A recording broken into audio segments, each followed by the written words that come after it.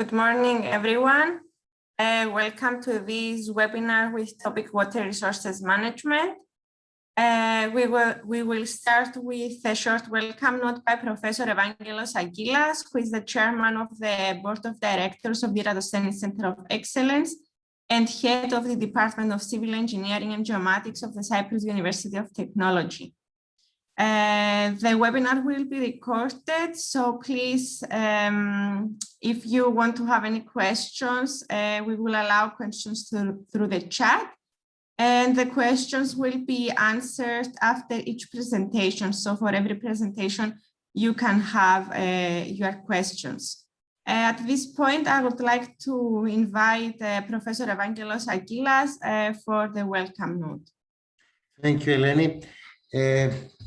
Honorable speakers, dear guests, ladies and gentlemen, good morning to everyone, and thank you for joining us at this Water Resources Management webinar, which is organized by the EXCELSIOR H2020 Teaming Project Consortium, the ERATOSTHENES Centre of Excellence of the Cyprus University of Technology, and the Department of Civil Engineering and Geomatics, still of Cyprus University of Technology. On behalf of the EXCELSIOR Consortium and the Board of Directors of the ERATOSTHENES Centre of Excellence, I would like to welcome you to our today's webinar, which includes 4 invited talks from distinguished scientists and researchers. Water resource management needs resulting from climate change tensions, including droughts, water shortages, water quality, aquifer downgrading, and land desertification, is considered as one of the 5 key domains in which our center seeks to excel. In fact, within the next 7 years, our center is planned to become a world-class digital innovation hub for Earth observation and geospatial information, being the reference center in the Eastern Mediterranean, Middle East, and North Africa region. I would like to take this opportunity to express my sincere gratitude to all the speakers for their time and their kind acceptance to participate here today. I hope that you will find our webinar interesting and enjoyable. And by saying that, I will give the floor to our speakers. Thank you.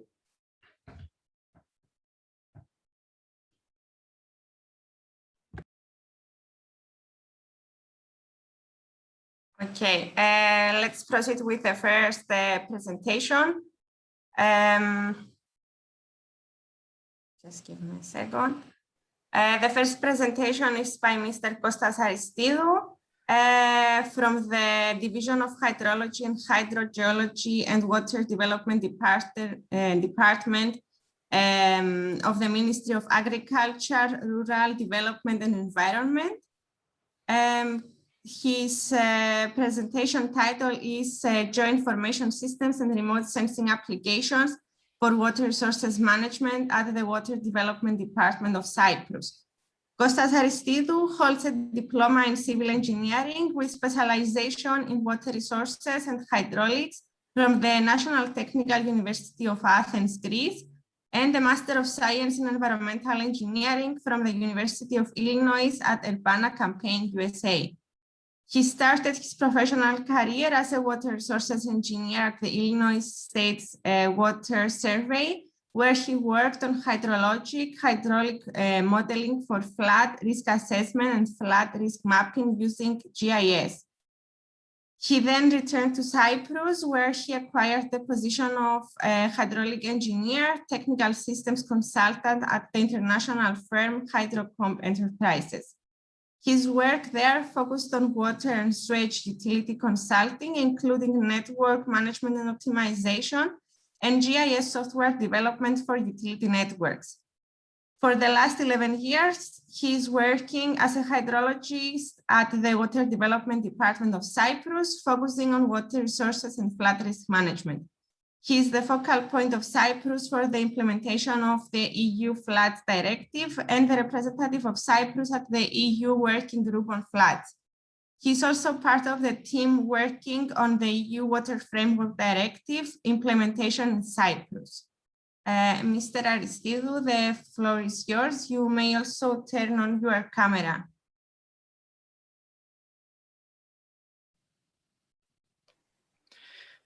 Good morning, everybody. Good morning. First of all, I would like to thank the Excelsior and the organizers for inviting us to show our work on this interesting webinar. And the title of my presentation is GIS and Remote Sensing Applications for Water Resources Management at the Water Development Department of Cyprus.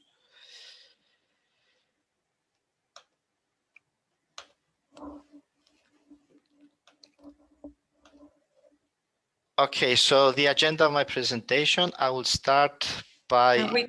Sorry for interrupting you. We cannot see your screen. Okay.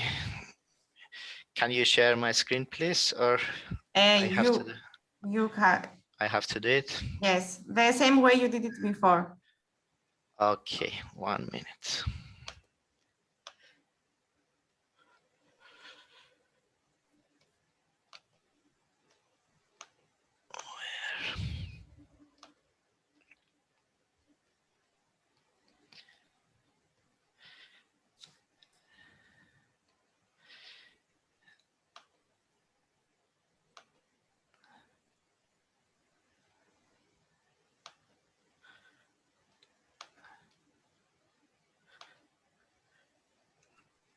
Okay, can you see it now?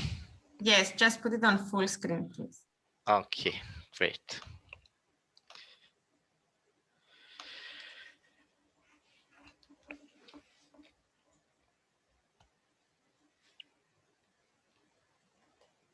Okay, so the agenda of my presentation. First, I will say a few words about the use of GIS at the Water Development Department of Cyprus. Then I'm going to talk about some basic GIS hydrologic functions and datasets. And finally, I will present some recent GIS and remote sensing applications for water resources management, including the delineation of town planning river protection zones, establishment of drinking water reservoir protection zones, and implementation of the EU Floods Directive. Okay, the use of GIS at the Water Development Department, due to the nature of our workflow, specifically at the Division of Hydrology and Hydrogeology of the Water Development Department, we have started using GIS a long time ago. We started in 1998 using the MapInfo software. In 2005, we switched to the ArcMap software, the SRI product. And in 2014, we have upgraded to ArcGIS Server, and we have also acquired some other software specialized for water utilities, the EDAMS software. And the use of the GIS have expanded to all the Water Development Department. The many years of experience and the large volume of GIS data accumulated over the years have made GIS an essential tool used on a daily basis to support almost all of the functions and workflows at the Water Department. So let's move on to some basic GIS hydrologic functions and datasets. The most important GIS product for surface water resources management is the so-called flow accumulation raster, which is derived from a digital elevation model. This flow accumulation raster shows the catchment size of each raster cell of the DTM. This is very useful and very powerful because it gives us direct information about the hydrographic network, the location of the drainage network, the watershed boundaries, and the catchment size at each location, which are very useful and essential for water resources and flood risk management.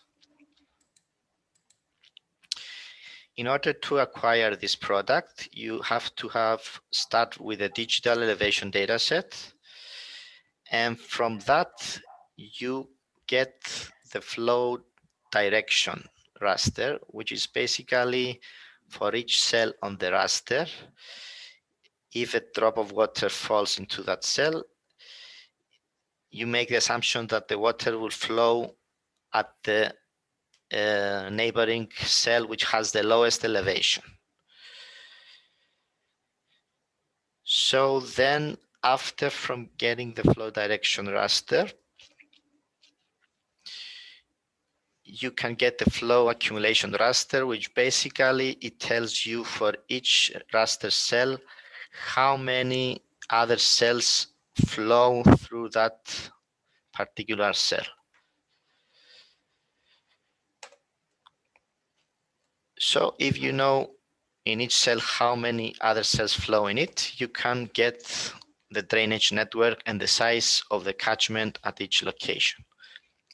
For Cyprus, we have created three flow accumulation products with countrywide coverage using a 20-meter DEM from the Geological Surveys Department, a 5-meter DEM from the Lands and Surveys Department, and finally, the latest 1-meter DEM from the Lands and Surveys Department.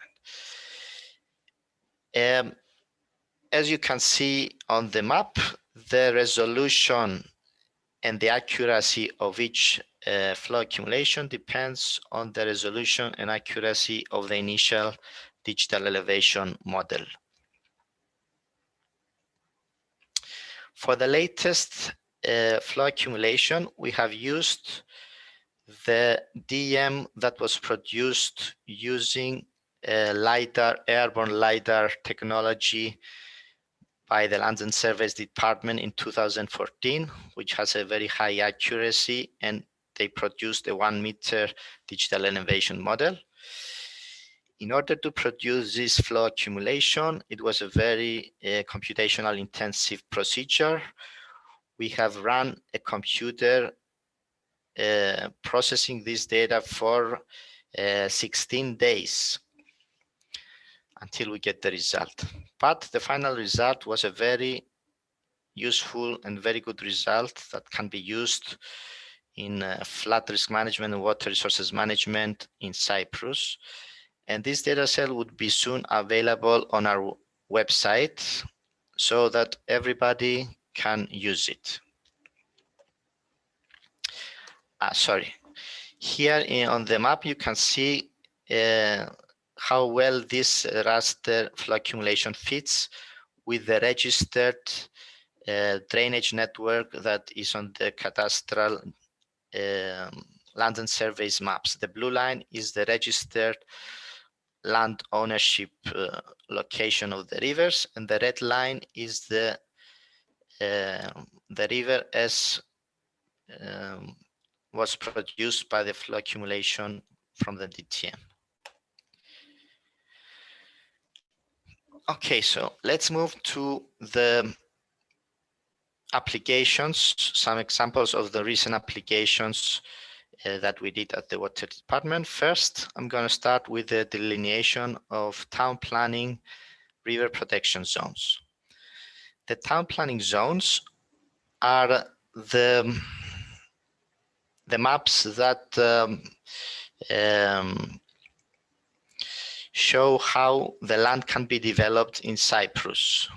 For example, if it's an industrial town planning zone, you can build factories. If it's an urban housing zone, you can build houses. If it's a protection zone, you cannot build anything. You have to leave this land for the protection of the environment or for the protection of the river. So the town planning department, every 5-6 years, revises these town planning schemes. And the last few years, it has been asking the Water Department to provide suggestions for the for establishing river protection zones, for including them in the town planning maps. So the goals for establishing these river protection zones are, first, to reduce the flood risk exposure. If you don't build near the rivers, then you will have less properties and people exposed to the floods. So one of the goals is this. Second goal is to maintain the floodplains of the rivers for natural water retention and flood attenuation and protection of the downstream areas. We need to keep the floodplains free of development, free of earthfill. So when the flood comes, the water can spread into the floodplains and reduce the flow that goes downstream, the peak flow that goes downstream. This is one of the main goals of the European Floods Directive, to use natural water retention for flood mitigation. Another goal is to protect the rivers' hydromorphology from damages. If they develop very close to the rivers, there are earth fills, there are excavations, the size of the stream bed is reduced, flow of the river increases the speed, so we have alterations of the hydromorphology. Another goal is the protection of the rivers from pollution and erosion. We don't want to have polluting activities very close to the river for obvious reasons. And also, if the stream bed is encroached, the speed of the water will increase and you will have more erosion. Furthermore, we want to protect the wetlands, the riverbeds, and the riparian ecosystems and forests. Most of the rivers, because of the presence of the water, they are very important for biodiversity. They have vegetation, they have a lot of animals, birds using these areas. So we need to protect the ecosystems. And finally, we need to protect in general the environment and the sceneries. Many of the rivers have gorges, very steep gorges that were created from thousands of years of erosion processes. And we want to preserve this for scenery purposes from development. Okay, so the procedure for establishing these zones, the first step, we had to decide which rivers need to be protected with the town planning zones.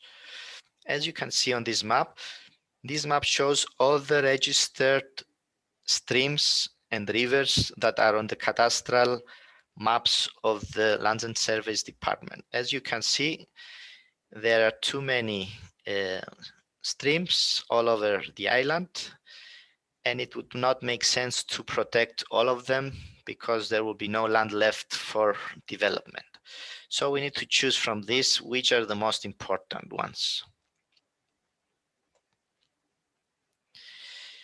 So we decided that one easily applicable criterion that can be used for the whole country and also to be a fair criterion is to use the catchment size for selecting the important rivers. And we put a threshold of 1 square kilometer. Using the flow accumulations that we talked before, we defined the 1 square kilometers drainage network, and then we have removed the remaining, the rest of the rivers to have only the ones that have a catchment area larger than 1 kilometer. Then we have created a buffer zone around the boundaries of the cadastral stream beds with a minimum distance of 20.5 meters on each side. And this is the minimum width of the town planning protection zone. Finally, the third step was to adjust the boundaries of the zones manually in GIS using different data sets. For example, flood maps. If we have flood maps in the area and we know the extent of floods, we adjust the boundaries accordingly. Also using satellite images to identify riparian vegetation and river sediment and existing developments such as roads or buildings.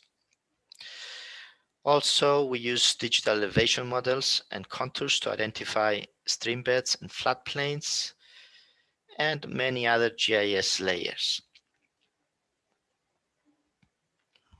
This is one of the recent works, which is the proposals for river protection zones in the Akama's new town planning scheme. And here on this map, you can see all the proposals that we have so far done all over the island. The town planning department usually most of the times accepts our proposals, except if there is some specific situation that we need to consult and make some changes. Okay, so now let's move to the second application, which is the drinking water reservoir protection zones. The ideal protection zone of a reservoir is, of course, the whole catchment area. As we can see on this map, any pollutant inside the catchment area can reach through the stormwater, can reach the reservoir and pollute the drinking water. But to establish protection zones for all the catchment area, that would limit the development in a very strict way, and it will not be acceptable for society because we have 13 reservoirs for drinking water in Cyprus, and their catchment area covers a large part of the island, including villages and areas of already developed. So we had to decide which is the most important areas within the catchment that need to be protected. And we decided that these areas is the area around the reservoir where direct flow in the reservoir occurs, and the areas around the main rivers that bring most of the volume of flow into the reservoir.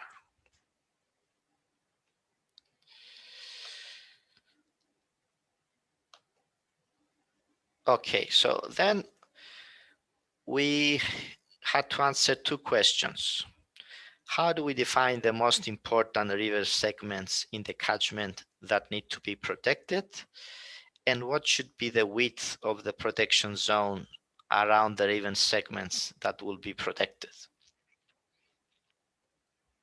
For the question one, for the definition of the significant river segments, we explored two methodologies. First methodology was using a stream network classification to classify the network with importance using the Strahler technique, and secondly, using the stream catchment area size. We used ArcGIS tools to classify the drainage network using the Strahler order methodology. I'm not going to get into much details. We also used the ArcGIS software and ArcHydro extension to get the catchment size of each stream segment. This is an example of the Gouris Reservoir application. And finally, we compare the results of the two methods. You can see on this map, and we decided that it's important to protect the stream segments with a catchment area larger than 3 square kilometers, which also correspond well with the Strahler classification of 4 and higher order. You can see on the map with the green line is the 3 square kilometers catchments, and the red line is the Strahler classification 4. And you can see that it's a very quite good comparison. Okay, after choosing the river segments that need to be protected, we had to define the width of the zone boundary. We did a literature review, and we had an expert proposed by the European Union to help us in doing this from France. And the literature review showed that most of countries use the stream bank slope as a criterion, because this is an easily measurable parameter. And also it has an important parameter because the highest the slope, the highest the erosion and the pollutant transport from the soil into the water, into the stream, and then into the reservoir downstream. So these are the final rules for protection, for the protection zones. The minimum boundary of the zone is 100 meters, and then the width is increased according to the slope of the stream bed. In any case, the boundary of the zone has to stop when we have an inversion of slope, when we reach a peak, as you can see here. Here is the stream bed. If you reach the peak of the stream, there's no point to protect outside the stream bed. So we had to establish first all the peaks of the stream banks. We did that using a hydraulic software HECRAS. We cut cross sections across the DTM, and we manually established in HECRAS all the peak inversion locations. You can see with the red dots on these two maps. So we had first defined the maximum boundary of the protection zone. Then we had to adjust this boundary according to the slope criteria we have shown you before. So we created the slope raster using the available DTM. And using this slope raster, we have adjusted the boundaries of the zones. And this is the final result of the 13 drinking water reservoirs of Cyprus. You can see the yellow line is the whole catchment area of the reservoirs, which, as you can see, covers a big part of Cyprus, while the red areas are the zones that we have established using this methodology. And this is a close-up of the Kouris River, Kouris Reservoir, the largest reservoir on the island. And you can see also the boundary of the catchment with the black line, and the red area is the protection zone. Okay, and let's move to our final example, which is about the European Union Floods Directive implementation. The European Floods Directive includes three major steps. The first step, member states have to identify the areas of potentially significant flood risk using available information. Then, after identifying these areas, we have to prepare flood hazard and flood risk maps for these areas. And finally, we have to prepare a flood risk management plan to manage and reduce the flood risk of these areas. And this process is a cycle. Every 6 years, you have to repeat this process. For the first cycle of implementation, we have identified 19 areas of significant flood risk all over the island. You can see on this map with red lines. Most of them are located near the city centers of the country. Then we have created an airborne LiDAR topographic survey with the help of an Israeli company of aerial photography in order to acquire a high resolution elevation model to create the flat maps. This was the first LiDAR performed in Cyprus. And these are some of the products. You can see how much detailed elevation products we had.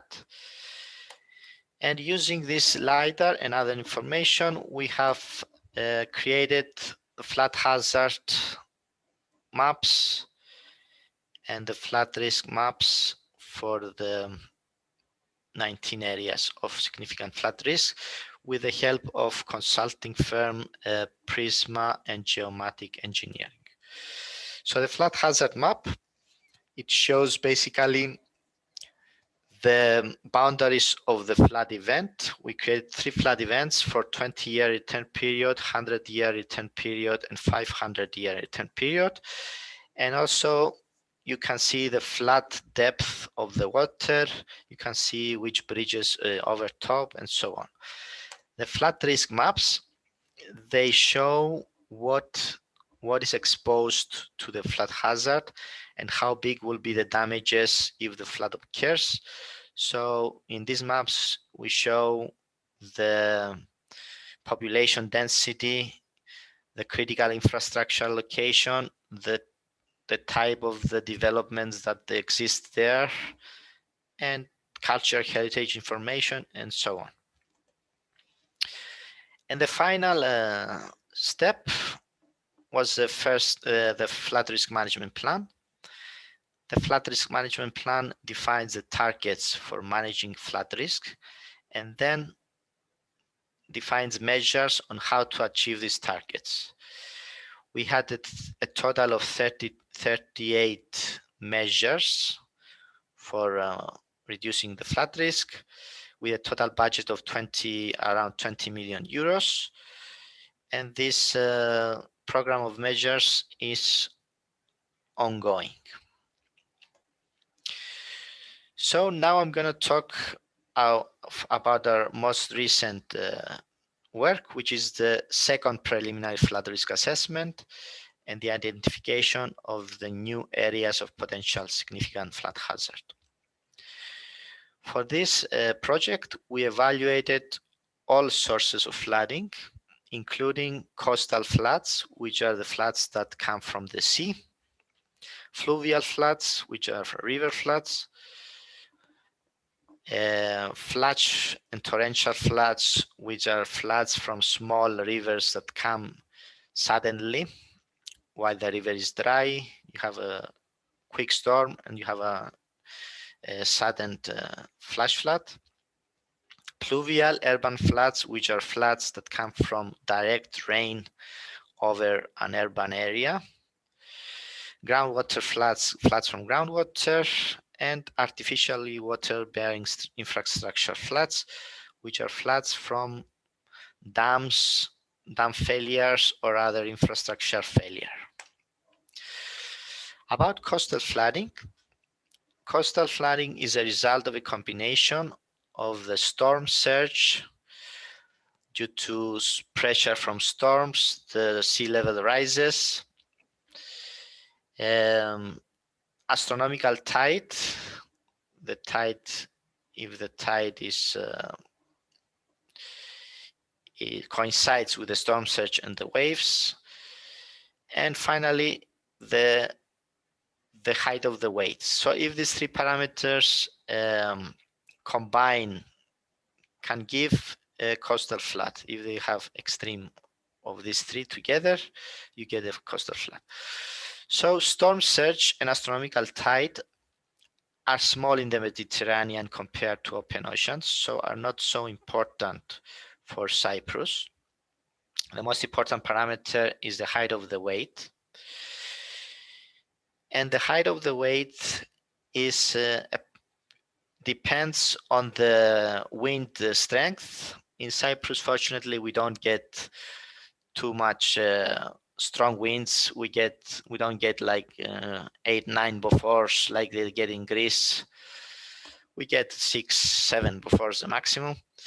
And also the most important parameter is the so-called fetch. Fetch is the distance that the wave can travel in the direction of the wind in the open sea. So the biggest the distance the wave can travel in the open sea, the biggest the waves can get. And for Cyprus, as you can see on this map, the only big fetch we have, the only big distance that we have is from the west. So only the west coast of Cyprus is exposed to big waves.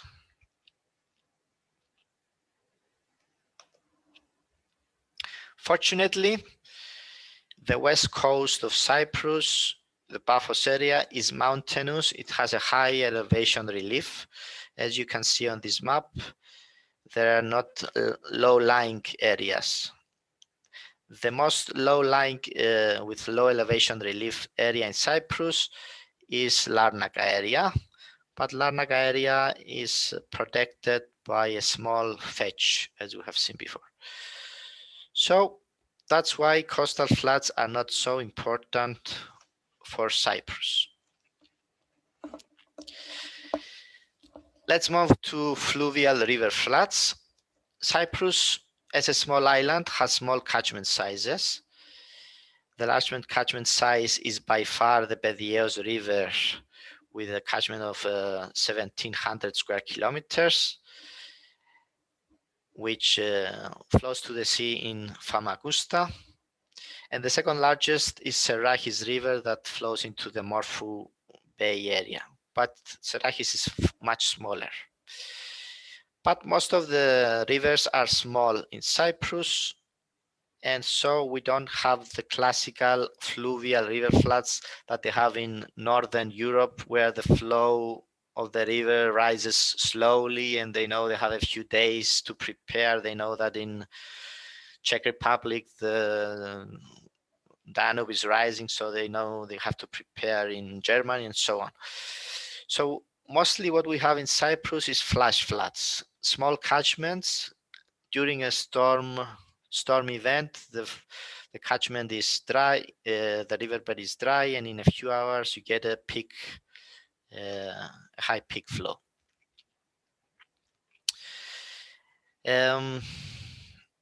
Furthermore, because we also have a semi-arid climate and we have a large number of reservoirs in most catchments,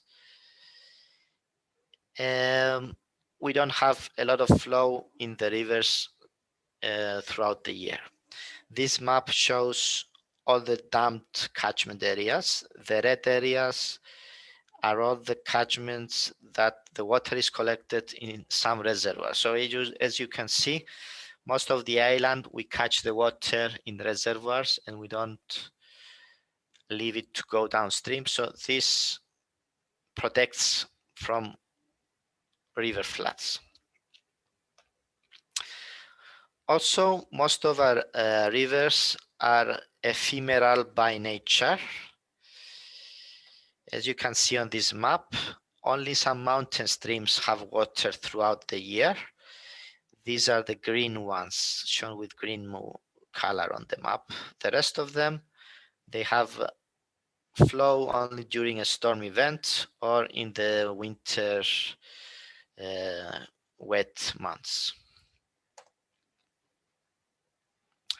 Okay, so as I have said before, flash floods are the most important floods for Cyprus. This is confirmed by historical flood events that have caused 35 fatalities in Cyprus. 35 people have died the last 100 years from floods, and all of them were by flash floods on streams that had a catchment area of a minimum 8 square kilometers and an average area of 91 square kilometers. So flash floods and pluvial floods are the most important floods for Cyprus. Pluvial floods, urban floods, are floods that we have in city centers when the precipitation rate exceeds the rates of the infiltration of the soil and also of the rate that the drainage network can take this water and discharge it to downstream. So pluvial floods are relevant in areas with low elevation relief, where the water cannot, because of the land is flat, the water cannot get away quickly enough.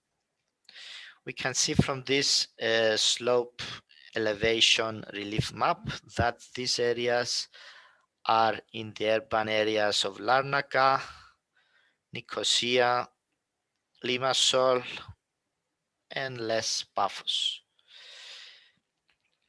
Especially Limassol and Larnaca have a lot of pluvial urban flood problems.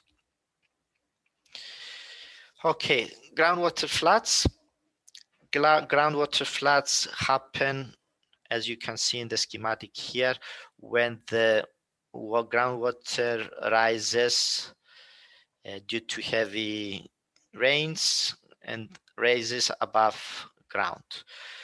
But fortunately for Cyprus, due to the semi-arid climate and due to the overpumping of the aquifers, we do not have this phenomenon happening very often. On this map, you can see with the red, these are the aquifers that are overpumped. And so the level of the aquifers are low, so we don't have a lot of groundwater flooding problems.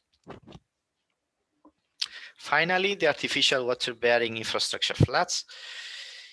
There are 56 large dams in Cyprus registered in ECoE, in the International Commission on Large Dams. Actually, Cyprus has the most large dams compared to its area in Europe.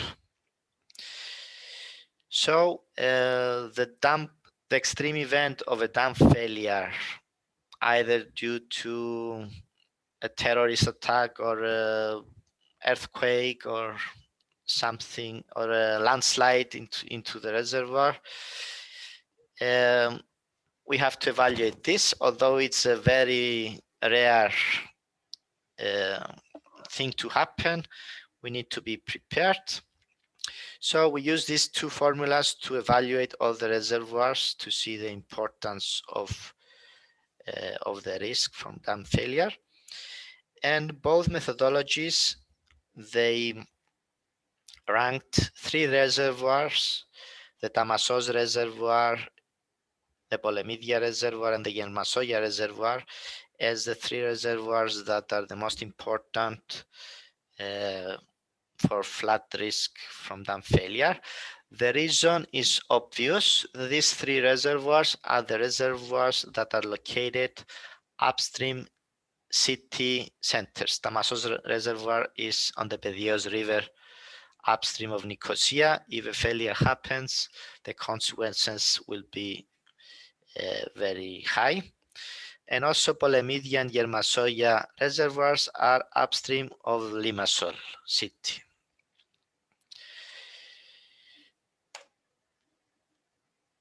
Okay, so then we evaluated all the significant flood events in the period between the first cycle of implementation, which is 2011 to 2018. These flood events are shown on this map with red.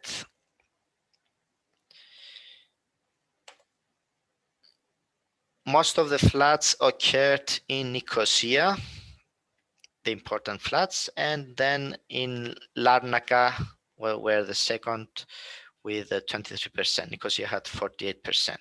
Most of the floods, half of the floods were flash floods. and the rest of them were urban pluvial floods or a combination of flash flood and pluvial floods. We didn't have any groundwater, any coastal floods, or any other kind of floods, which confirms our previous analysis. So finally, the methodology for identifying the areas of potential significant flood risk. The number of rivers that can cause flooding is very large, but the severity of the problems that these rivers can cause is proportional to the peak flow, volume of water, and velocity of water. So an indicator of the volume of water and peak flow is the catchment size. From historical floods experience, we have seen that the threshold catchment size of significant floods is around 5 square kilometers. Smaller catchments cannot give very bad consequences of floods. So the first step in the methodology was to first isolate the town planning zones that development can occur, because there is no point of if a river runs through a forest, there is no flood risk. Even if it floods, there will be no damages because there are no people there, no houses there. So we need to establish the developed areas. So we isolated all the developing town planning zones, which are the red areas shown on this map. And then we clipped all the rivers that flow through these urban areas. Then we selected all the catchment area of all of these rivers that have a catchment area larger than 5 square kilometers according to the methodology. And then each of these stream segments was evaluated one by one to decide whether the specific river segment should be included in the areas of significant flood risk. We did field visits and evaluations. We examined historical floods in each of these areas. We asked the local authorities to give us information if they have problems with these rivers. We also evaluated the topography of the area.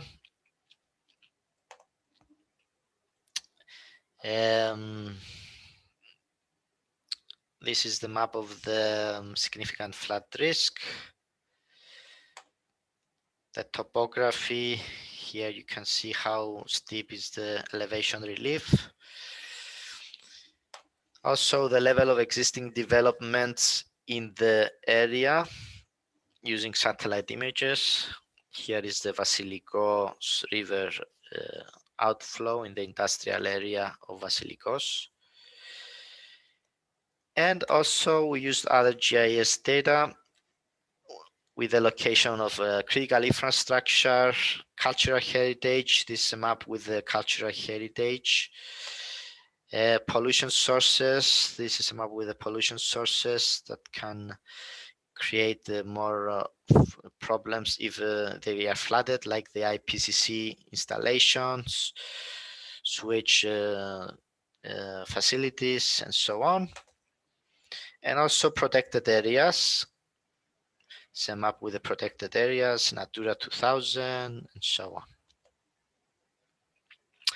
Okay, so with the procedure, we ended up with 19 areas that have been identified, so bringing the total number to 38 areas. This is a map of the new areas. The purple line is the new areas. The blue line is the existing areas from the first cycle. So most of the new areas are located in Nicosia and Larnaca, and we have some also in Limassol.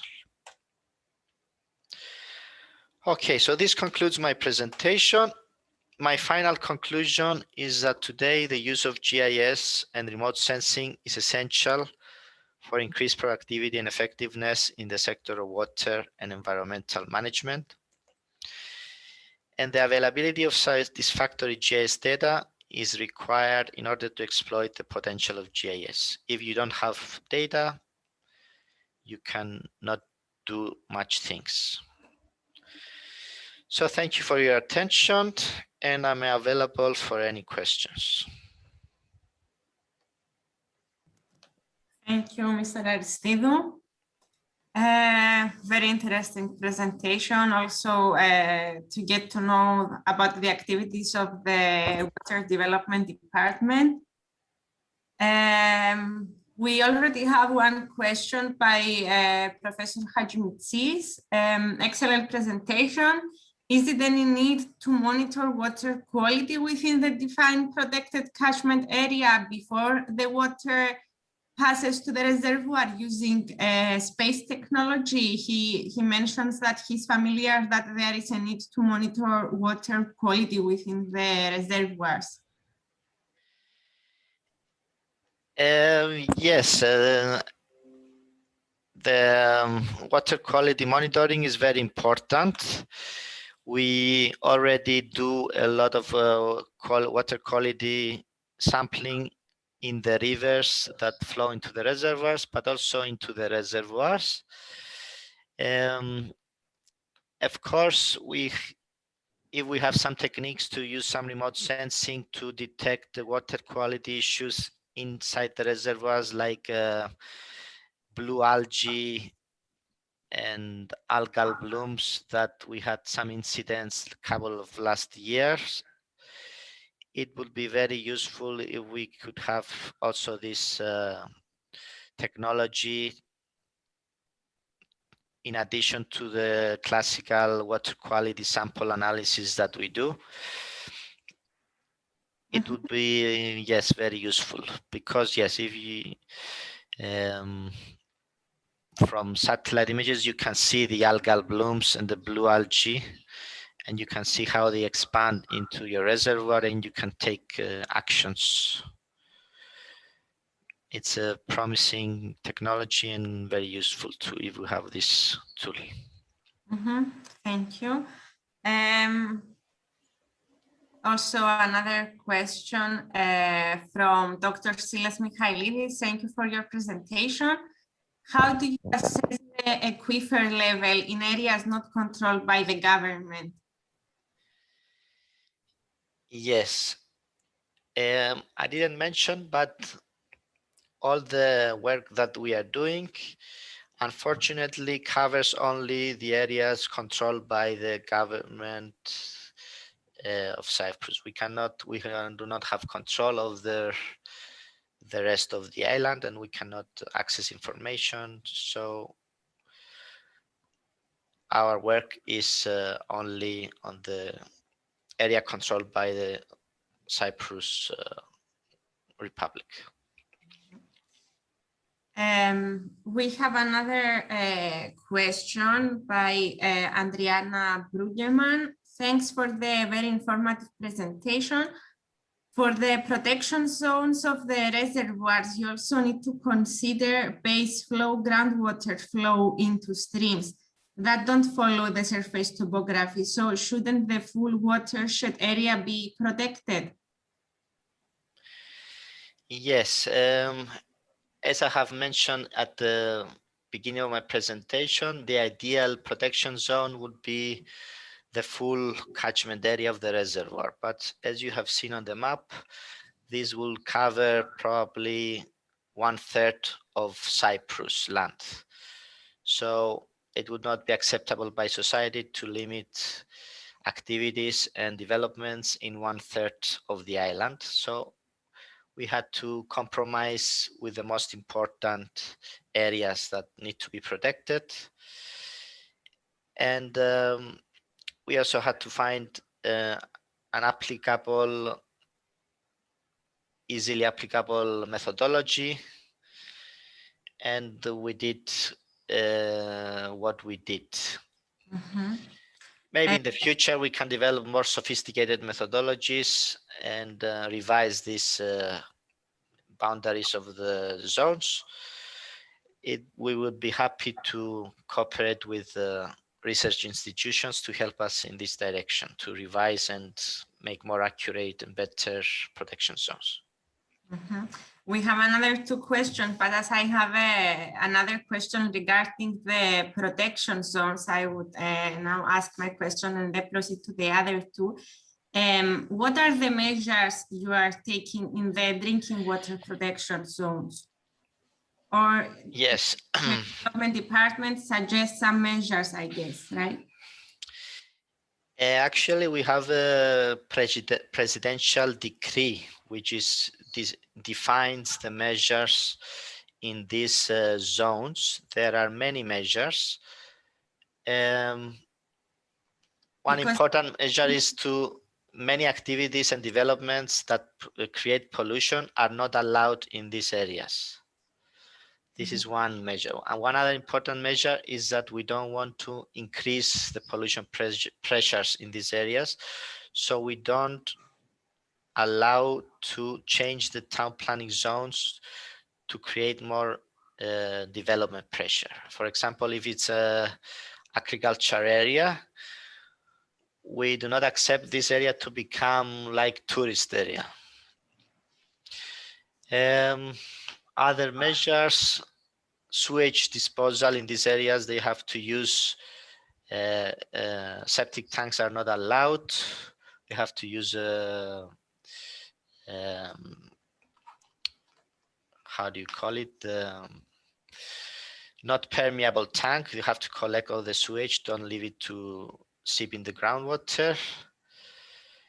And there are many other measures. I don't. I would have a specific. I mean, is there any measure about the pesticides? Because we've seen also on the map there are the protection zones and are on the more mountainous regions where we have also agricultural activities close to the villages, and I guess yes. to apply pesticides. Is there any measures regarding pesticides and Yes. water monitoring?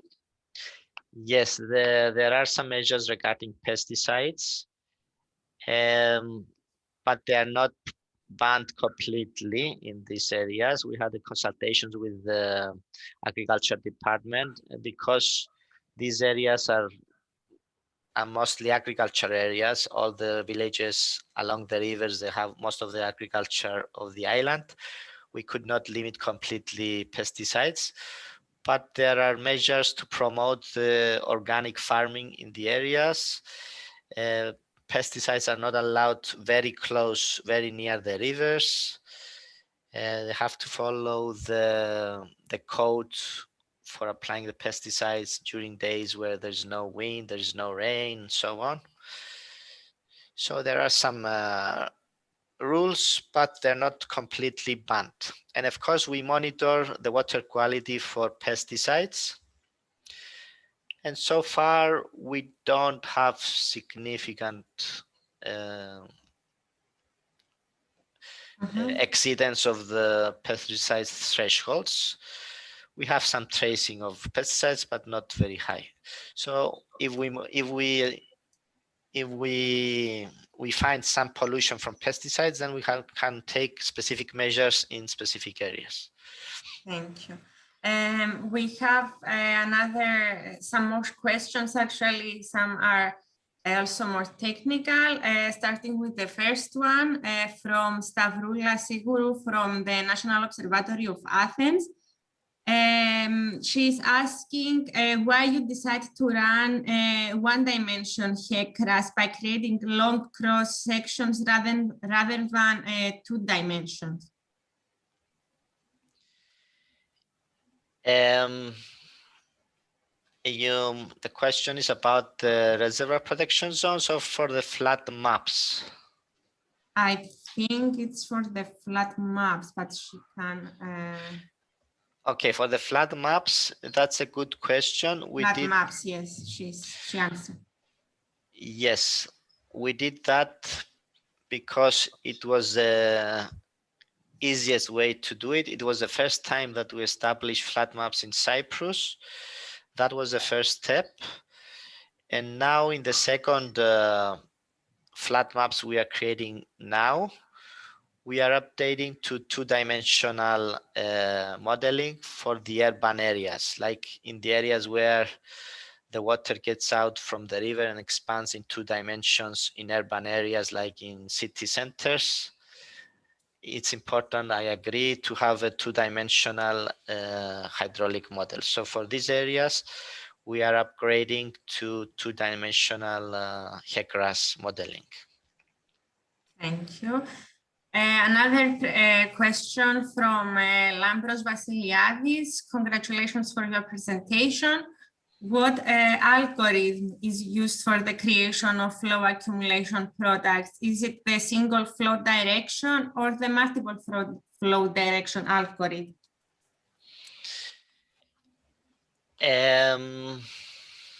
I'm not sure.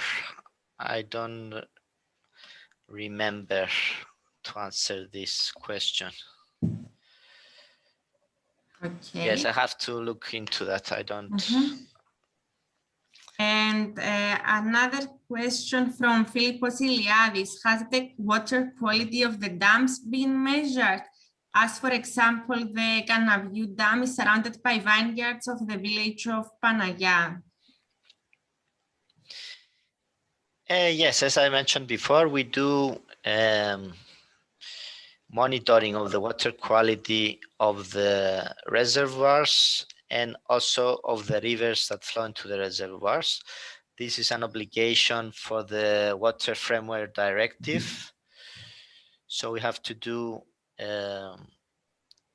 monitoring, and we have to establish the status of the water bodies. This information is available on our website. Most of our reservoirs are in good status, and we don't have, fortunately, so far, many pollution problems. Thank you. And I have another question. Do you do any groundwater monitoring also concerning saltwater intrusion? Yes, we do that also. We monitor both the level of the groundwater and also the quality of the groundwater, including the salinity of the groundwater in the coastal aquifers. And we also produce maps of the seawater intrusion of the coastal aquifers. And yes, we have a lot of problems of saltwater intrusion, mostly in the Famagusta area and also in Limassol, Akrotiri aquifer, and also in other coastal aquifers. Overpumping of groundwater is one of the major problems we have, because also after the constructions of the reservoirs, the recharge of the groundwater has been reduced in combination with overpumping and climate change and droughts. Seawater intrusion is one of the major issues we have. But are there any measures for overpumping? Is it monitored somehow? Yes, there are measures. For example, some areas like in Kokinohoria and in Akrotiri, we have banned completely the pumping. No pumping is allowed. And we give the farmers water from sewage treatment, recycled water from sewage treatment, of water from the reservoir, surface water. And also the permits for groundwater abstraction are controlled by our department, and we don't give permits for increased abstraction in areas that we know that there is problems with over abstraction. Great. I think. But the problem is that there are also many illegal pumping. A lot of illegal wells pumping water. And this cannot be monitored yet. We try to locate them and monitor them, but it's not easy. We are trying. Yes. Remote sensing can be valuable in such cases. Yes, yes, of course, yes. If you see green areas where there is no other source of water, that means pumping is happening. So yeah, Exactly. that's one of the things we can do, also with the help of the research institutions. I see another question from Konstantinos Panagiotou. Are there any management plans for cases where pathogen concentrations, salinity concentrations, etc., that we can access for research purposes? The action plan for water quality problems is the Water Framework Directive management plan, which is now we are on the third cycle. We are beginning the consultation for the water resources management plan, and also the program of measures and the management plans of the first two cycles are available on our website, so everybody can access and see what the action plans are and what we are doing to limit the pollution and manage the water. Perfect. Thank you very much. I don't see any further questions. Thanks again. Very interesting also to know what's happening in Cyprus regarding water development. And okay. I think we can proceed to the next presentation. Thank you. And the next speaker.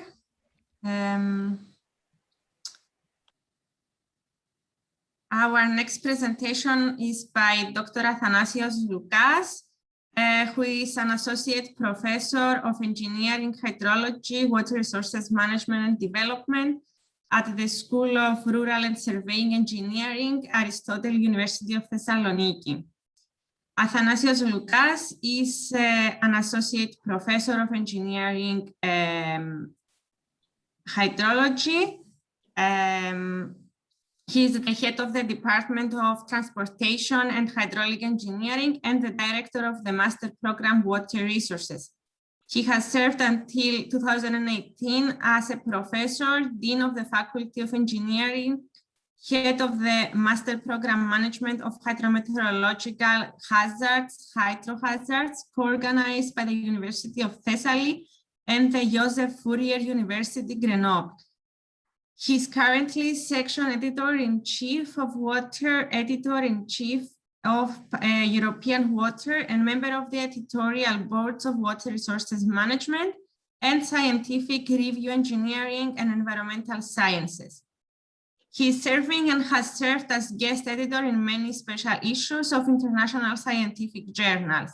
He has been a visiting scientist, professor first class at the Joseph Fourier University Grenoble 1, France, and a visiting professor at the Department of Civil and Environmental Engineering, Colorado State University, USA in 2013, position for which he was awarded a Fulbright Research Scholarship.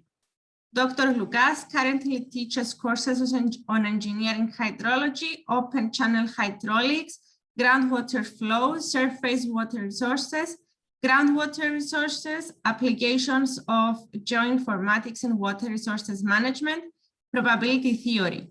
He supervises and has supervised PhD dissertations, master thesis and engineering diploma thesis.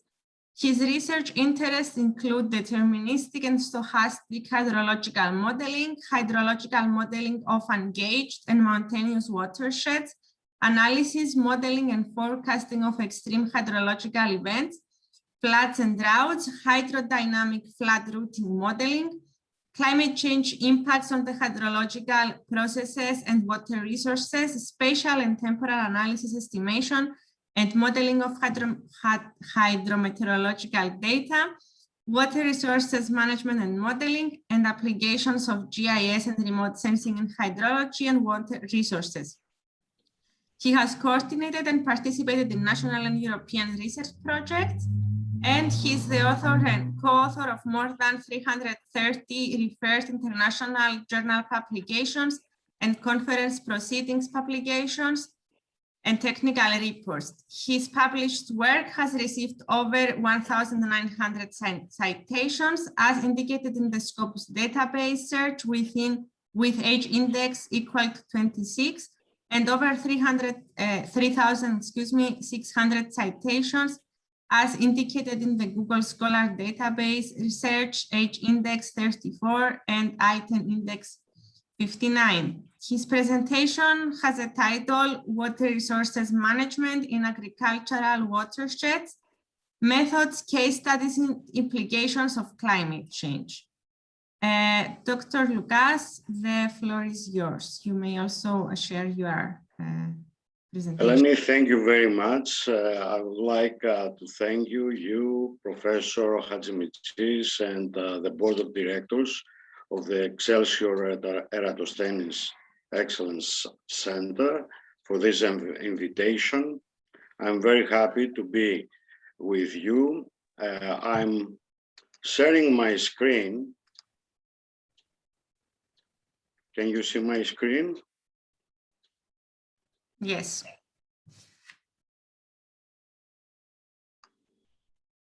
Okay, great. So this is the layout of my today presentation of the topics that I will see together. We'll start with a small introduction and terminology, and starting with water, of course, which is a natural resource, economic good, and environmental element, is irreplaceable and unique, renewable but temporarily and spatially variable in every places. Includes surface water and groundwater. This is what we will be looking in this presentation, but includes also seawater, ice water, marginal water, wastewater, and meteor water. The water has the dimensions of quality, quantity, ecology, water use, and economic activities, and of course, health. Water resource management is an array of activities aiming in the harmonic relationship between water availability, water demand and use, environment and ecology, society and economy, legislation and administration. Today, but also, this is not only for today, but also for the future, we should sort these objectives of the water resources, water conservation, environmental, social, and economic sustainability. So in this sense, water resource management is integrated actions included or taking care or concerning the natural system, the modified by man, by human, the modified natural system, socio-environmental system, cultural, and the legal and administrative system. Of course, we should sort through the water resources management the sustainability. And here we can see a graph showing that we have different ways of approaching, but not all of them are sustainable. Every system has a threshold where the survival, this is the dotted line, below that there is no survival of the species. And we can see the first curve that we have an efficient, we get high efficiency, but over time, this is unsustainable, leading to non-survival state. The second is non-efficient. We don't get the highest efficiency, but this is sustainable over time, and we have survival. And the third is non-efficient, unsustainable, and however, there is survival. We don't cross the threshold. And this notion of sustainability and sustainable development was historical, we should say, first introduced by the Brundtland Committee in 1987, and then there are a number of global summits about the environment and the sustainability, as the one after the Brundtland Committee, the Rio summit, but there are also other summits later on. So the sustainability of water resources means that we should look into a harmonic relationship between water resources availability, water resources demand, and the environment and ecology. So for this reason, we should propose measures and projects forming alternative water resource scenarios and looking at the simulation of the optimization of these scenarios in order to achieve this balance between the water use and demand, the availability, and a sustained social economy and the environment and the ecology. So the principles of water resource management are the mild use of water resources, developing works and projects, engineering works, with minimal environmental, ecological, and social cost and impact, protect the water resources and the environment, participation of all in this process of water resource management, participation of all stakeholders, and pursue the consensus and achievement. So for sustainable water resource management, we should avoid sectorial solutions or unique criteria, looking at one only criteria approach, because water resource management is a multi-criteria problem. So when we start looking in the integrated, sustainable environmental management of water resources, we should start with the limitations and strengths of both the natural and the social environment. The legal framework for the European countries, and not only the European countries, is the European Directive 2016. And the principles introduced in this framework is the high level of protection, any protection, the protection, proactive planning, and the activities, and the issue of polluter pays, balance the cost and the benefits, and introduce this water resources management approach at the river basin scale or watershed scale. The member countries and other countries outside the European Union have harmonized their national legislation with this European directive, as for example, in Greece, the same happened in Cyprus and the other countries.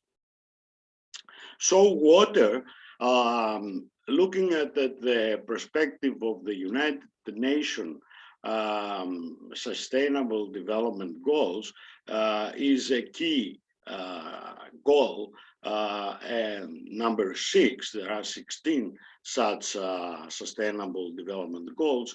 And you may see in this graph that there are many, about 8 of these sustainable development goals that are closely linked to the water sustainability, but also the remaining also have a relationship with the sustainability of the water. And this goal is to ensure the availability and the sustainable management of water and sanitation for all.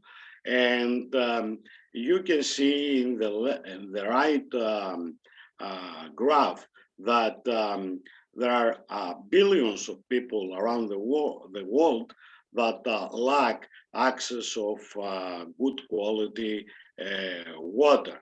And looking into our era, the era of COVID, the pandemic of COVID-19, we can see that 3 billion people worldwide lack this good quality water in order to wash their hands, because the washing of the hands with the soap is the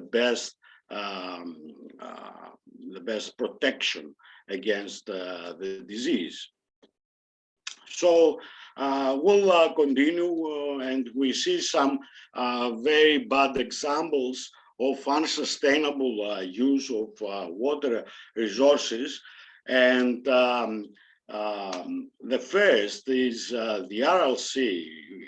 The Aral Sea is located, as we see, in Kazakhstan. And it used to be the 3rd largest lake of the world. We call it sea because it's very large, or it was very large. After in size, it was the 3rd largest lake of the world after the Caspian Sea and the Lake Superior in the North America.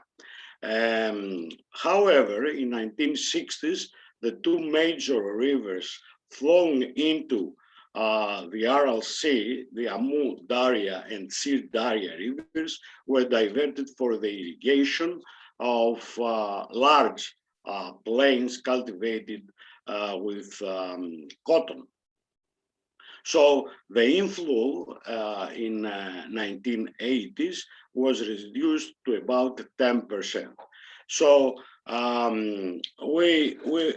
this diversion disrupted the water balance of the Aral Sea, and we had also incoming industrial polluted wastewater and diffuse agricultural runoff inflow.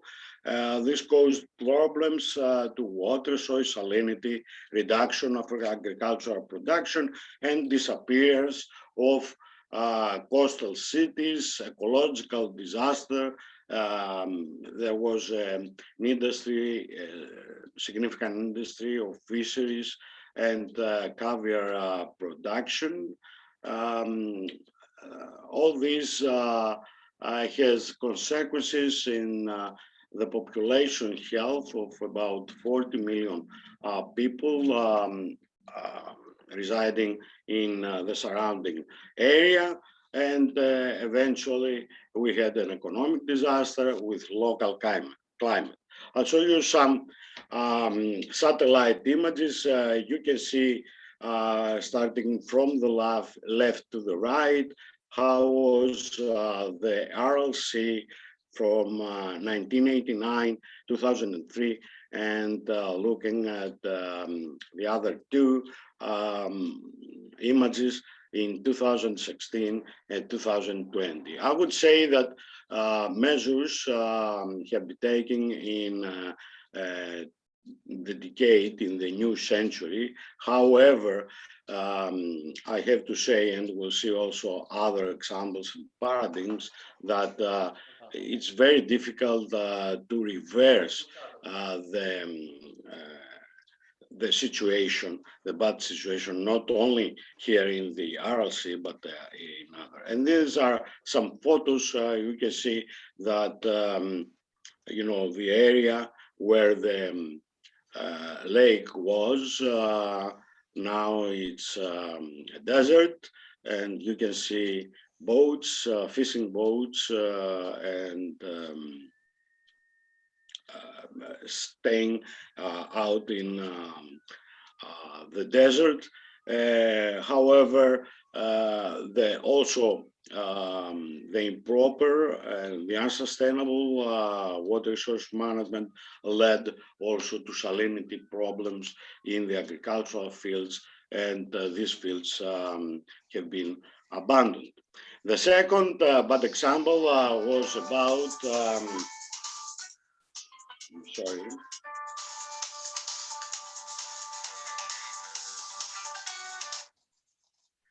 I'm sorry about that.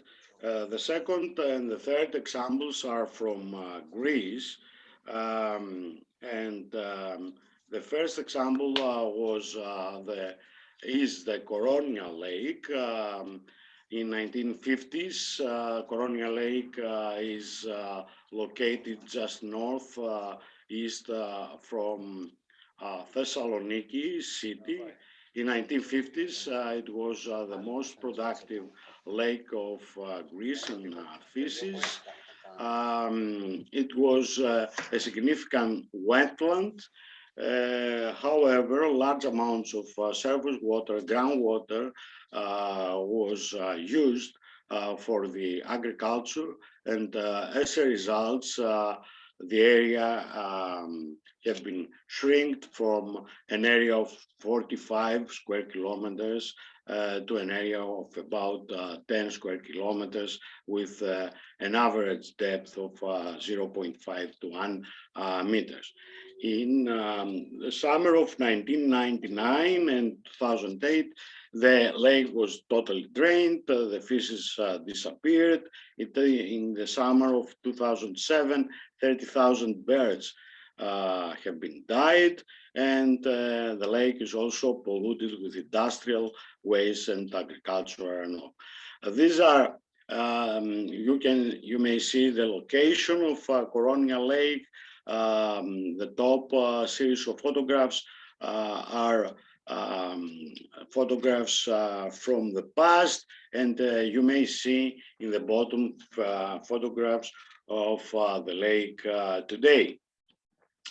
The third example is the eastern Thessaly plain, because lakes, we may see them from the satellites or from a ground visit, but groundwater, it's a bit more difficult to see. And the bad example here is the eastern Thessaly plain. Thessaly is in the center of mainland Greece, with it's the largest continuous agricultural plain in Greece, with an area of about 4,000 square kilometers. There is limited use of surface water, so most of the water was pumped out from the groundwater. There is a critical point somewhere in the mid-1980s when most of the production, agricultural production, moved to the cultivation of cotton due to very large European Union subsidies. This led also to drilling more than about 30,000 illegal irrigation wells, causing a drawdown of the water table in the southeastern part of the plain. This drawdown locally is more than 200 meters. And of course, we had also pollution of groundwater with nitrates, and in the coastal areas, we had also seawater erosion and risks of desertification. You may see here a map on the right, the map of the Thessaly plain, located in the central Greece, and some graphs of observation wells, and you may see this significant drawdown in the eastern part of the plain. So someone may ask why we need to look specifically in agricultural watersheds or river basins. This graph here shows the water use globally, and you may see that the majority, more than 70% worldwide, is used for irrigation, for agriculture. And this is the reason, because if we, of course, we have to manage the water considering all water uses, but the major consumption comes from the agriculture. So we have to be very careful with agriculture water use. And here is another graph showing various areas of the world and continents, the use of water. And again, you may see that in most areas and continents, the majority of the water is used for agriculture. And there is a trend that this use will increase. Actually, the water demand and use will increase for the three major water uses: agricultural, domestic, and industrial, and is projected that this will increase in the future too. Also, we should look that not all the water that is pumped for agriculture or the other uses is consumed properly. There is a waste, there is a difference about that, and there is a lot of water that is lost. So we have to increase also the efficiency of the water use. Going into the Mediterranean area, we can see that on average 72% of the water is used for agriculture. And in this graph, we may see that the percentage use of the water for agriculture is quite high. For example, on average in Greece is about more than 82%, 85%. But there are areas such as in the Thessaly plain that this is much higher and reaches 90–95% in certain areas. So what happens in Cyprus? In Cyprus, the 64% of the water consumed is consumed by agriculture or for agriculture, and 28% for urban water supply. And this water comes mainly from groundwater, about 45%, and another 24% comes from surface water, as the previous speaker said that Cyprus has many surface water reservoirs, and in the last years there is introduction of desalination of water and reclaimed wastewater as well. So let's go to the study areas. The first study area is located in the Thessaly plain, is the Lake Karla basin. It's a typical agricultural area. The climate is typical Mediterranean. Main crops cultivated are cotton, wheat, alfalfa, corn, tobacco, and orchards.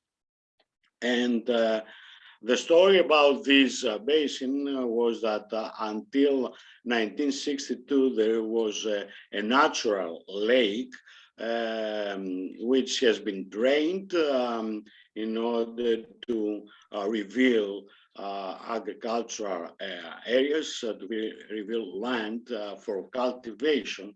But the original plan was to introduce also a reservoir, man-made lake, but this didn't happen until 2012. So the farmers went and drilled and pumped, over-pumped actually, water from groundwater, causing a number of environmental problems. So later on, from 1980s, with the various projects, the Lake Karla Reservoir, this is called the Lake Karla Reconstruction Project, a reservoir was built with an area of 38 square kilometers, shallow lake with a maximum depth of 4.5 meters and a mean depth of 2 meters. The second area is located in Thessaly, but it's not part of the Thessaly plain. It's just in the southern part, close to the city of Volos. This is an agricultural coastal area, is the largest coastal plain of agricultural plain in Thessaly. In that area, again, we have a typical Mediterranean climate, and the main crops cultivated are alfalfa, cereals, cotton, maize, trees, olive groves, vegetables, vinegars, and wheat. And the problems are the unsustainable groundwater overpumping, the nitrate groundwater contamination, and of course the seawater intrusion. The third study area is Mcdonia Basin, in which Lake Koronia is located. It contains two lakes, Lake Koronia and Volvi, and a high productive agricultural area. The problem here is again the pumping and the illegal pumping wells from the groundwater. There are about 2,300 pumping waters from the groundwater, and most of them are illegal. The problems are the unsustainable groundwater pumping, the disturbed lake water balance, and the pollution of Lake Karla, mainly by industrial wastewater.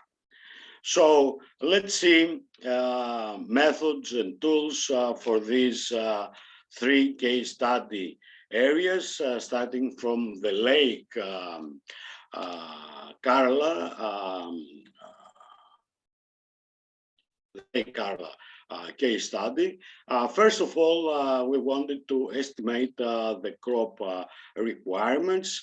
In this exercise, what we did is we tried to estimate, to find ways in order to estimate the agricultural water crop requirements using satellite data.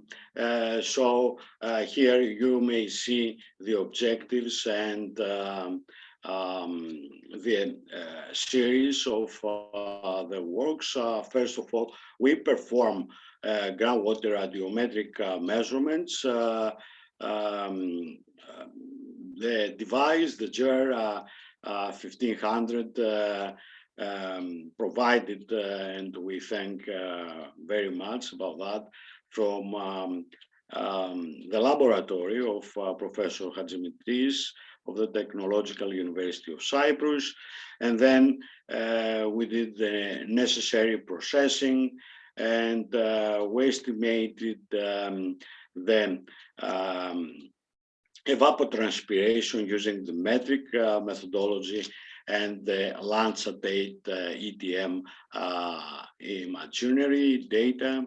And the other thing was, in order to have continuous monitoring of the crop requirements, we had to downscale data from MODIS, a satellite that passes every day, with the Landsat data. The Landsat passes every 16 days from this area, so we had to put this data together in order to have everyday accurate crop requirements with a resolution of 30 by 30 meters. So we perform the downscaling, and then we, because we didn't have ground data,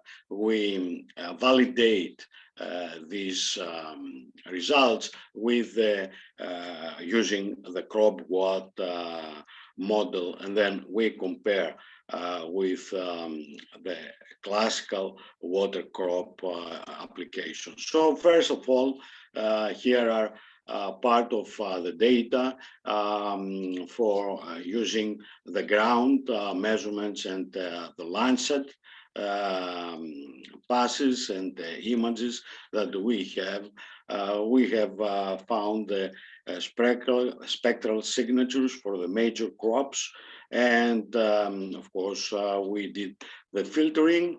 We perform land use classification, supervised classification, and we validate these results with the ground visits, and we had a total accuracy of 88%. You may see in the series of this presentation, in the bottom, you may see also the publications where these methodologies have been presented. And this is the overall flow chart of the methodology that I explained before. And we used the metric ground meteorological data we're taking from Stefanovicchio Meteorological Station, a nearby station within the Lake Karla Basin, in order to find this ratio here, ETRF. It's like the crop coefficient, and this is a relationship developed between ATRF and NDVI, estimated by the satellite images. As I said before, we performed we proposed also a downscaling methodology in order to put together MODIS and Landsat data.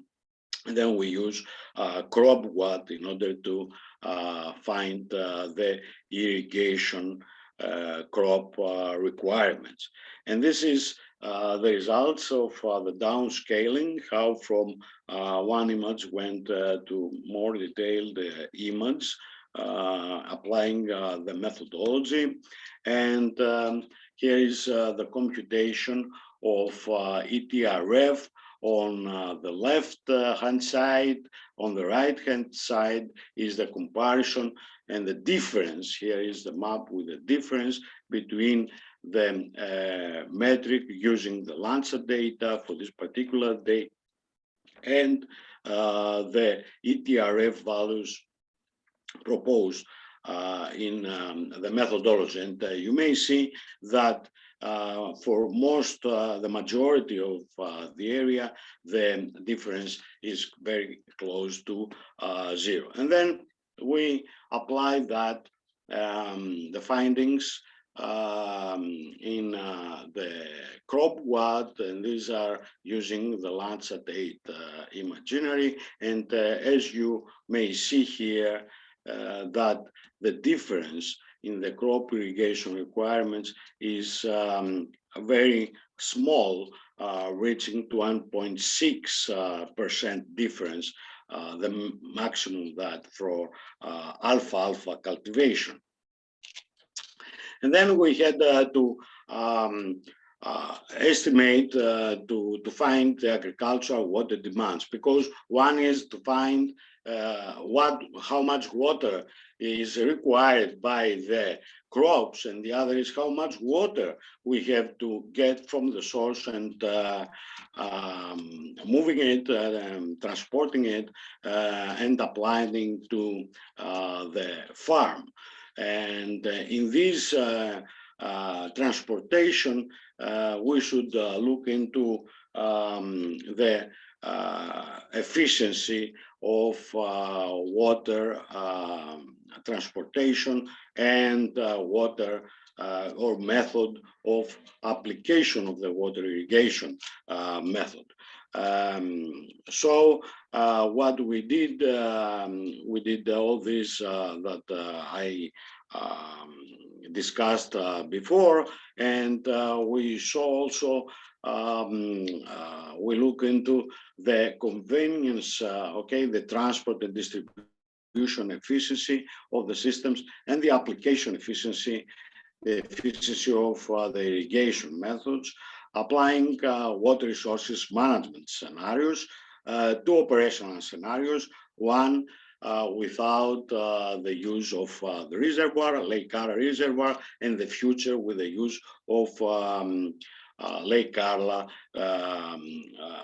reservoir, and with for three water demand scenarios. So what we did with the data we had and we collect, we had 6 irrigation zones. Here you may see also the areas operated under the local agricultural and land reclamation organizations. There are 2, one in the north of Pinios River Lar, and the other in the south, the Lake Karla organization. And also we found through this GIS exercise the source of water, where the water is coming from the aquifer or from the surface water. And you can see here for the various areas, irrigation areas, where we get this water.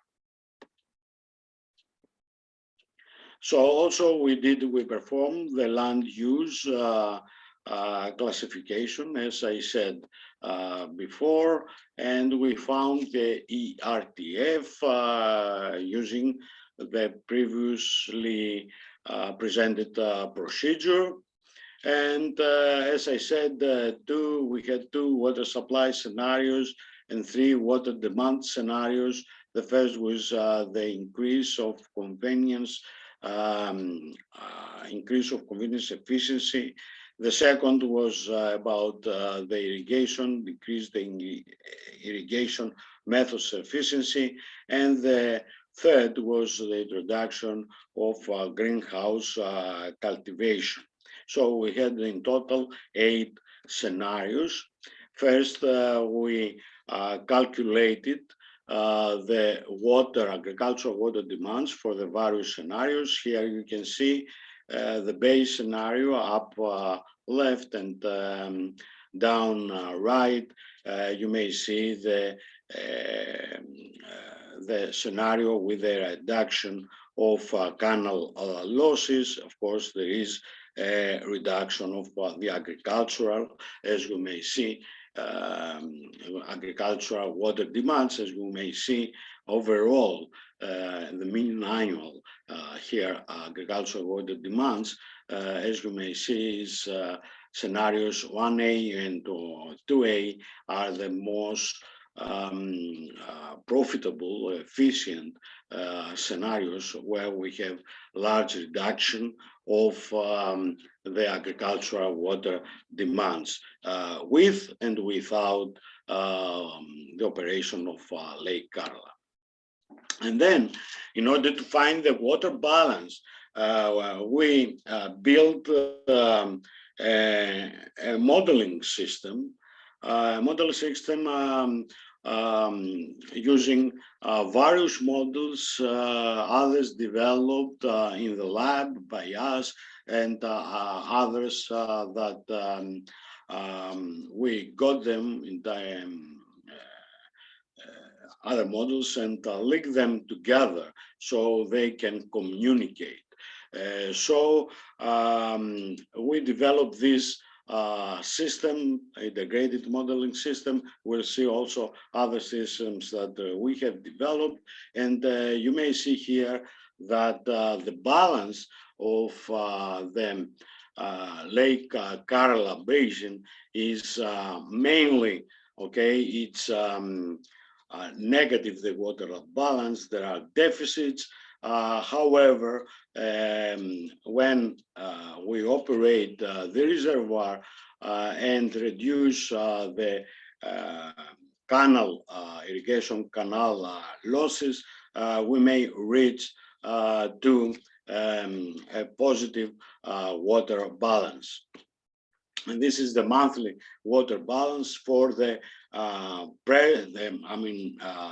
situation without the operation of Lake Karla Reservoir and the operation with the operation of Lake Karla Reservoir. And you may see here for the various scenarios that the distribution of this deficit or the surplus, okay? And we may see that if we reduce the losses or increase the efficiency of the system, we may reach to better water balance and surplus. And also, we saw also the water quality or the ecological status of the reservoir.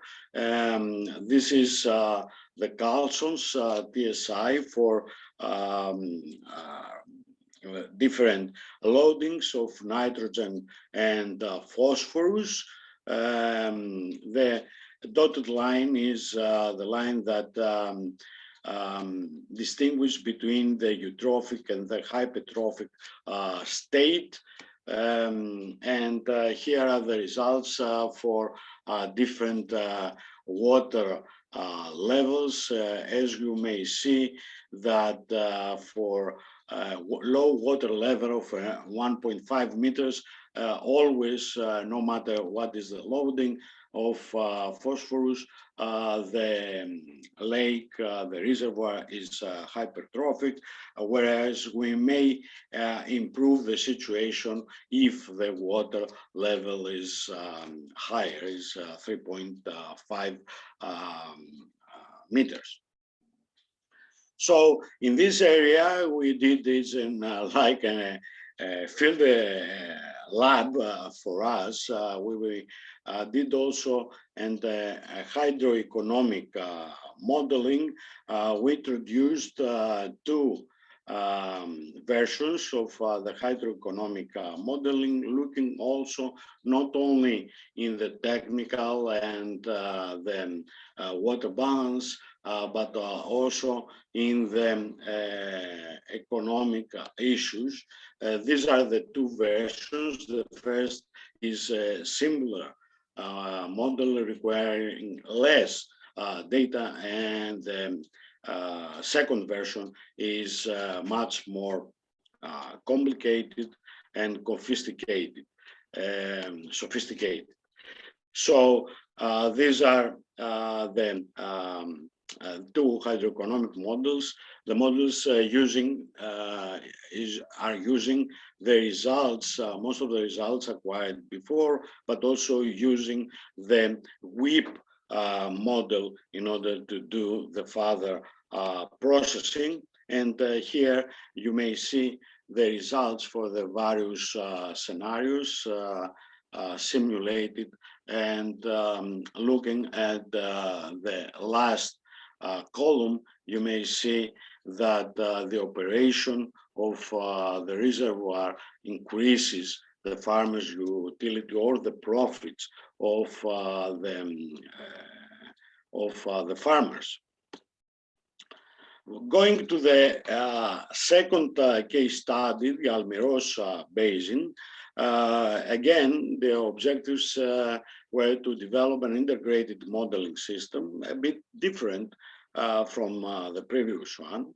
They evaluate the effects of the impacts of irrigation and fertilization scenarios on groundwater, the impacts of reservoir development, because there are until today, no significant reservoirs for the storage and use of surface water, and the impacts of using these, developing and using such reservoirs for the water quantity and quality of groundwater, and evaluate the benefits of various scenarios that we developed. This is the system, the modeling system has a number of models, interconnected surface model, lake reservoir operation model, groundwater model, groundwater pollution model, or salinity or sea intrusion model as well. And finally, as we see, we evaluate the results for various agronomic and economic indices and evaluate the scenarios. So first of all, sorry, something happened here. I don't know why. So first of all, we calibrated the watersheds starting from the groundwater flow model. The model flow, you may see here the maps of the head, the comparison of the modeling and the observation.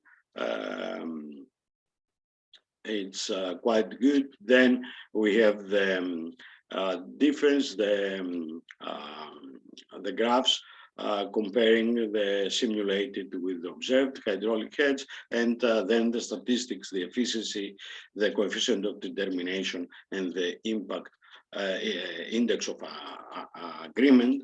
And you may see that we had very good results both for the calibration and validation. The next is for the Replica model, which is an agronomic model. We use that in order to find the leaching of the nitrate in the groundwater. However, there are no data for that, for the leaching. So what we did, we compare the results of this model for crop yield. And you may see here from the graphs and from the table, from the statistics, that we got very good simulation, both for calibration and validation. And these are the maps, some of the maps of nitrate leaching acquired by REPIC. Then we had the modeling of the nitrate transport and dispersion with MT3DMS model. Again, we had very good results, very good calibration and validation. And for using the CWAT for the modeling of chloride solute transport dispersion, looking into the seawater intrusion. And again, we are very happy. We got very good results. So the final of this exercise, we had the water balance of the groundwater, and we may see here that there is a cumulative deficit, annual water deficit, increasing constantly, and also we have a disturbed mean monthly water balance for the historical period starting from June and ending sometime in October in this basin. And as I said, we performed various scenarios. First of all, the water supply using only aquifer for water supply, and then proposing the development of 3 reservoirs. One reservoir is only for domestic water supply, Mavromati. The other one that is much larger is Klinovos reservoir for agricultural use, and a smaller reservoir in the north, in the center of the basin, the Xerias reservoir for agricultural use as well.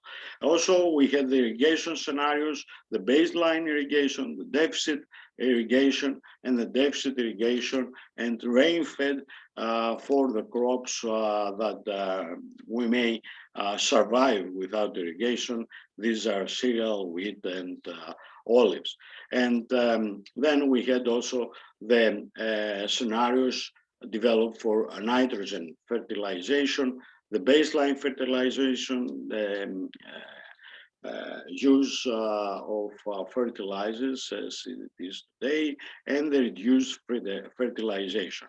The deficit and the reduced fertilization was based on experiments by others in Greece and in the Mediterranean area. So we got these the findings, and we simulated by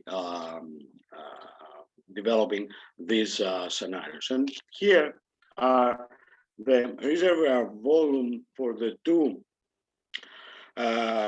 agricultural water use reservoirs, and you may see that especially for Klinovos reservoir, we have a much better operation when we have deficit irrigation and rain-fed crops, and this may lead that if we had such an operation, we may irrigate larger agricultural areas. And here is the water balance of the aquifer, and you may see that we have reached positive water balance when we have deficit irrigation and rain-fed and use water both from the aquifer and the proposed reservoirs.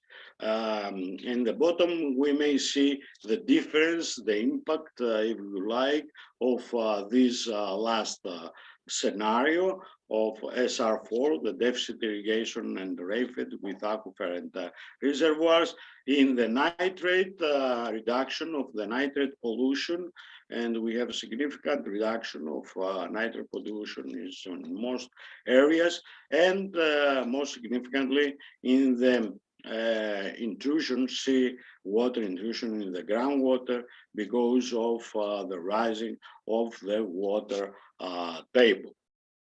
And for this exercise, at the end, we evaluate crop water productivity and economic water productivity indices for the various crops and scenarios here for the irrigation water, the nitrogen applied, and the economic water productivity.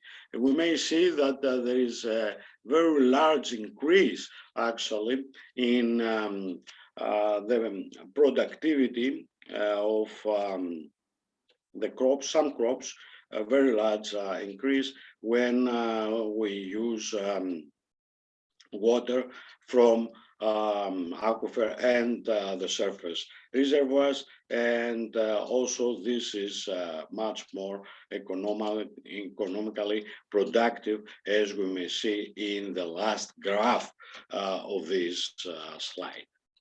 So we move to the last case study, Mcdonia Basin. Again, we wanted to develop an integrated modeling system and simulate the Mcdonia Basin water balance and the water balance of Koronia and Volvi lakes. This is the modeling system in this case study, and the models used, they are interlinked, are coupled as in the previous modeling systems. And the water balance we may see here for the aquifer, that for the historical period from 1970 to 2000, there is an average annual negative water balance amounting up to 27 million cubic meters per year. And looking into the lakes water balance, we may see that for the same period, both lakes had negative water balances. For the lake Coronia, the average water balance deficit actually was -7, about 7 million cubic meters per year, and about -3 million cubic meters per year for the lake Volvi. So well, I'm going to the last part of my presentation about the climate change. All of us know about the large discussion about the climate change and the increase of the equivalent CO2 concentrations in the atmosphere. We assess that with climatic models, coupled models, the general circulation models, the GCMs, and these are coupled mainly with the regional climate models, RTCMs, and also we perform also statistical downscaling in order to correct the biases. And we do that, the simulations for a number of socioeconomic scenarios. In the fourth report, these scenarios were the SRES scenarios, and in the fifth report of was the representative concentration pathways. And these are the graph for the IPCC. Okay, I forgot to say that this is the results for from IPCC, the Intergovernmental Panel for Climate Change, looking at the ways that things will be developed. However, there is a large uncertainty, as we may see in this graph for the various scenarios and various models. You see this spaghetti graph here. Each line is the result of different model and different scenario. So there is a large variation for the GCM results for the same emission scenario, and there is also variation for the various scenarios. And here in this graphically, we saw the uncertainty, the sources of uncertainty. Of course, there is internal variability, there is model variability, and there is also the scenario spread or uncertainty. So there is uncertainty that we should look into. So looking now into the water balance, the impacts of climate change, here some results from Lefebvre and his associates. In the Mediterranean area, we may see that going for the two scenarios, RCP 4.5 and 8.5, from the middle of the century towards the end of the century, that we have negative water balances and changes, especially in the Northern Africa, but in the Eastern Mediterranean as well. So this has an impact of reduced actual evapotranspiration, surface runoff, and groundwater recharge, increased seawater intrusion to groundwater from coastal basins, and we have also variable impacts depending on the size, geomorphology, and characteristic of each basin and the local climate. Okay, so small watersheds seems to be more vulnerable, than large basins.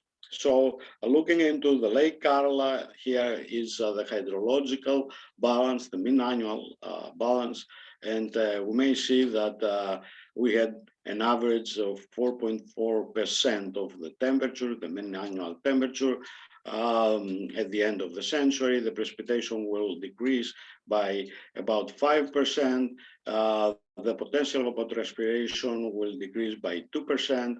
The actual evapotranspiration will decrease by 3%, and the runoff will decrease by 12%, and the recharge to the groundwater will go down, will decrease by 8%.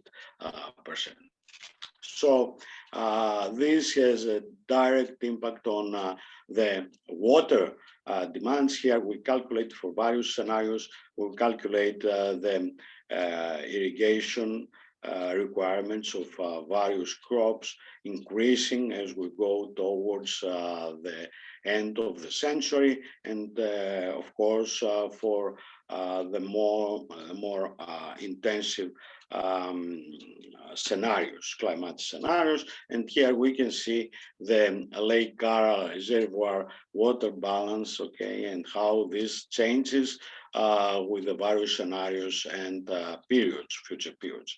And we may see here the results for the aquifer of Lake Karla Basin.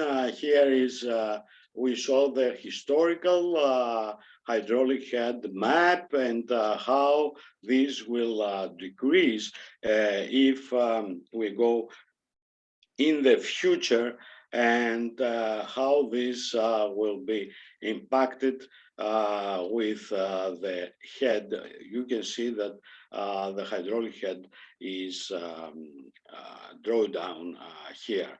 And if we applied also the two scenarios, we may see that the operation of Lake Karla Reservoir decreases this drawdown, especially in the southern part of the basin. And this also could be seen here from these cross sections located close to the Lake Karla reservoir, and seems that with the operation of Lake Karla reservoirs, it is able for the water table to rise in the future. Otherwise, this drawdown will continue in the future. And this is here the results of the calculation of the water potential in for the two strategies, with and without the operation of Lake Karla watershed, and for the various scenarios here with the various socioeconomic climatic scenarios as well. We may see that if we improve the efficiency of the water conveyance, transportation, and application, we may reach better results, but still the results are giving deficit in the area. And this is for the Lake Koronia. We did the same simulation. The Mcdonia Lake, these are the results for the Lake Koronia. And this is for the Lake Volvi, that the water balance will decrease. And we perform a simulation and including the uncertainty of the climate models here. This is the results for the Lake Koronia, starting from 1970 until to the end of the century. For the water volume, surface water area, and mean water depth. and this is for the Lake Volvi results. And then aquifer, we may see again here how the aquifer, the hydraulic head of the aquifer will go down as we process in the future. And as you can see, these red dots, which means that we have a very large drawdown. If we don't do anything else, it will be very severe at the end of the century, especially around Lake Koronia. So coming to my conclusions, climate change impacts on agriculture. We have crop growing cycles decrease, okay, the crops are growing faster. The growing days increase by about 40 days %. These are the results on average for the Mediterranean areas. The crop yields increase for some crops, not all of them, and the irrigation water requirements increase, and the monthly distribution changes because there is need to irrigate during during winter months. So we have larger water balance deficits, and probably we have conflicts with other water uses. So some adaptation measures for agricultural water use is change crop pattern, improve the efficiency of irrigation methods, use surface water in the areas that we don't have developed reservoirs, increase use to develop, it means to develop reservoirs, increase use of treated wastewater and marginal water, saline water for irrigation, and apply adaptable water resources management. So coming to my conclusion, thank you very much for your attention. I would like to thank and acknowledge the cooperation of all colleagues, faculty members, researchers, postdocs, PhD candidates, master students, and of course the financial support from research programs and student scholarships. Thank you very much for your attention. Thank you, Dr. Loukas, for this interesting presentation and very informative. We already have one question from Professor Hadjimitsis, and I would invite also more people to place questions in the chat. The first question, can we apply your suggested integrated hydrological model system to Cyprus for dams instead of reservoirs? If I did, if I have applied that? If we could apply that. Oh, yes, I could apply. Well, the system could be applied for both natural lakes and man-made lakes, reservoirs. Okay, so yes, can be applied. One other question from Nikolaos Alpanakis. Congratulations for your presentation. I would like to ask you about the sustainability of water resources and specifically about the problems of their degradation in agricultural crops. Expecting precision farming to be the future of production and with so much excellent researchers in water management, what is the first biggest problem that needs to be overcome in order to reduce the water waste gap? And what else is considered to be the simplest solution to get started? Education and information campaigns, financial incentives, irrigation pricing methods? Thank you. That's a very large question. Yes, so maybe we can take it step by step. So I will try to answer all of that. The first question was about the precision farming, precision agriculture. And of course, it's very significant because with using the precision agriculture farming methods, we may reduce the application of water in the farm and fertilizers as well, okay? Because the farmers tend to overuse, okay, fertilizers and overwater, over-irrigate the farms. So yes, it's very, very important, okay? So the other part of the question was what measures we should take. What is the first biggest problem that needs to be overcome in order to reduce the water waste gap? And what is considered to be the simplest solution to get started? Yeah, first of all, as we saw from the results, is to improve the efficiency of the irrigation system overall. Okay, this means that we should improve the efficiency of the conveyance system. This doesn't mean that necessarily, of course, if we replace the open channels with closed pipes, we'll have very large reduction. But some of these irrigation canals are in very bad shape. They are well, they are full of vegetation and we have very large losses. The second is the irrigation methods and how we irrigate the fields, the crops. Also, Nikos Albanakis mentioned in his question about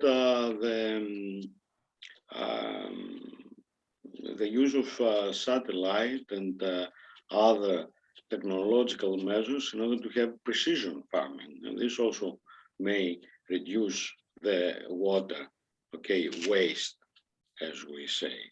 And of course, there should be, on all these things, there should be campaigns, information, the results of such scientific actions like webinars or the results of research projects should be communicated both to the governments and to the people. So information and education is one of the measures, yes. Thank you. Another question by Professor Hadjimitsis. Did you use hyperspectral remote sensing for Karla Lake?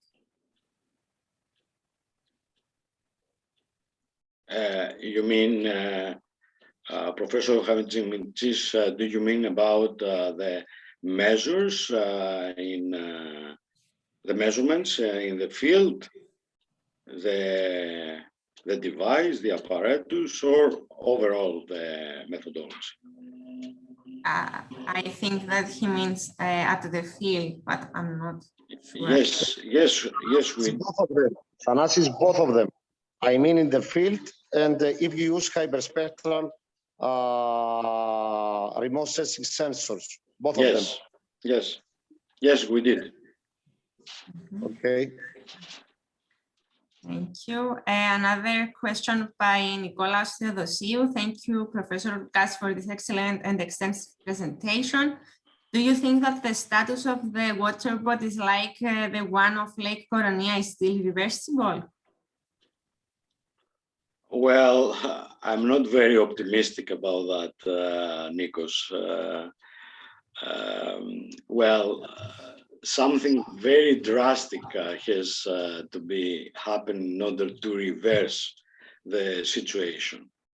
And in the results that I show you, the simulations taking into account all the management measures applied, reached to that result that Koronia Lake will be a lake that will fluctuate with an average depth of about 1 meter.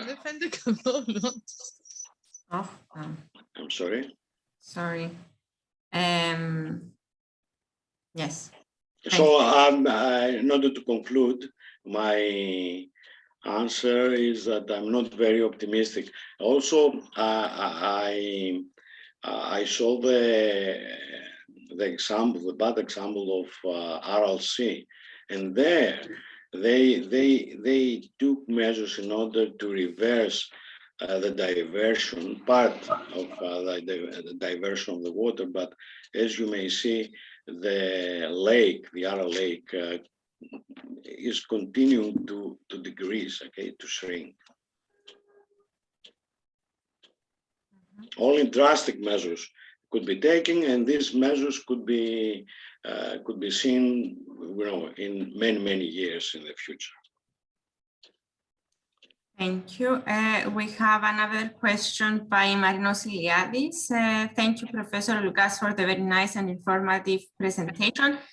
Is the remote sensing methodology for estimating the crop water requirements applicable in the case of dust events or clouds? Is it applicable in mountain environments, high slope? And did you use any ground-based observations, for example, soil moisture sensors, SAP flow sensors to validate the results or to estimate the available soil water for evapotranspiration or the transpiration of the plants? That's a very long question with many sub-questions. So, well, when we use optical satellites, of course, we cannot see what happens on the surface of the Earth. So with the optical sensors, yes, we cannot do that. We should use other sensors in order to see what happens on the surface of the Earth. No, we didn't have any probes in order to measure, at least in the examples that I show you, we didn't have any probes to measure the soil moisture. This is why we try to find other ways in order to validate our method. Okay, so, but this doesn't mean that the more data that we have, the more accurate you can be, and more things you may measure. Mm-hmm.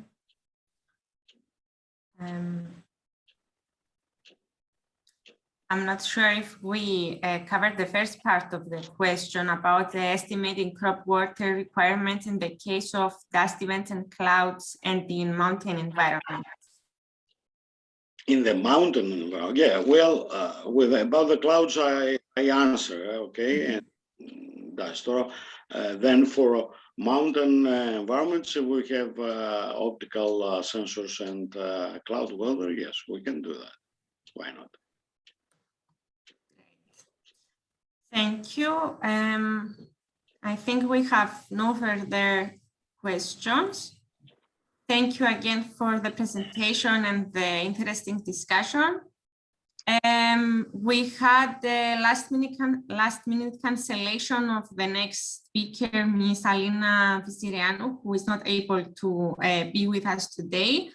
Thus, we are gonna take 5 minutes break, and we will come back at 1:10 Cyprus time. So in 5 minutes, and we will proceed with a presentation by Ms. Gordana. So yes, see you in 5 minutes.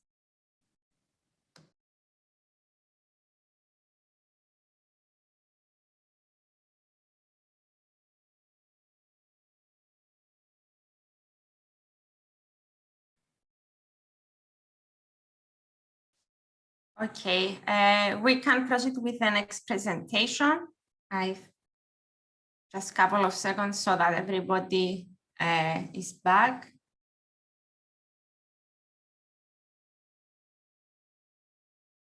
So the next presentation will be by Dr. Gordana Jakovljevic. I hope I'm pronouncing it correct.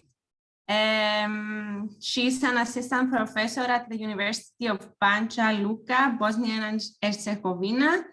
Her practical and theoretical research interest lies in the field of remote sensing, deep learning, and environment protection, especially in water management. The primary aim of Gordana's research is to develop a standardized, clearly defined methodology for automated processing of remote sensing data in real and near real time in order to increase the usability of remote sensing data in environment management and decision making. She published more than 40 papers in journals and scientific conference proceedings, and she was involved in several international and national projects. The title of her presentation is Multidimensional Model of the Use of Remote Sensing Data and Geospatial Services in Water Management. Thank you. Please also unmute your microphone. Yes. Hi, everyone. Eloni, thank you for a nice introduction. First of all, I would like to take this opportunity to thank the EXCELSIOR team for opportunity to present our research. It will be a continuation of the previous subject, and we will treat some of the questions that we already have. As you said, the title of my presentation is Multidimensional Model of Use Remote Sensing Data and Geospatial Services in Water Management. My presentation consists of introduction.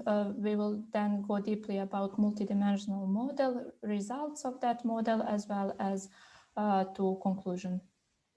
It's already mentioned that water is a vital element for human over existence, growing population, urbanization, agriculture production increased the water stress, and those problems and those growing issues are recognized by 2030 Agenda for Sustainable Development, which emphasized the importance of water for sustainable development, as well as the importance of sustainable management for further protection of water. In particular, the prevention of pollution by waste materials and plastic is emphasized with this directive. At the European level, the Water Framework Directive was introduced in order to establish framework for protection of all surface and groundwater bodies, and the primary aim of the directive is to ensure at least a good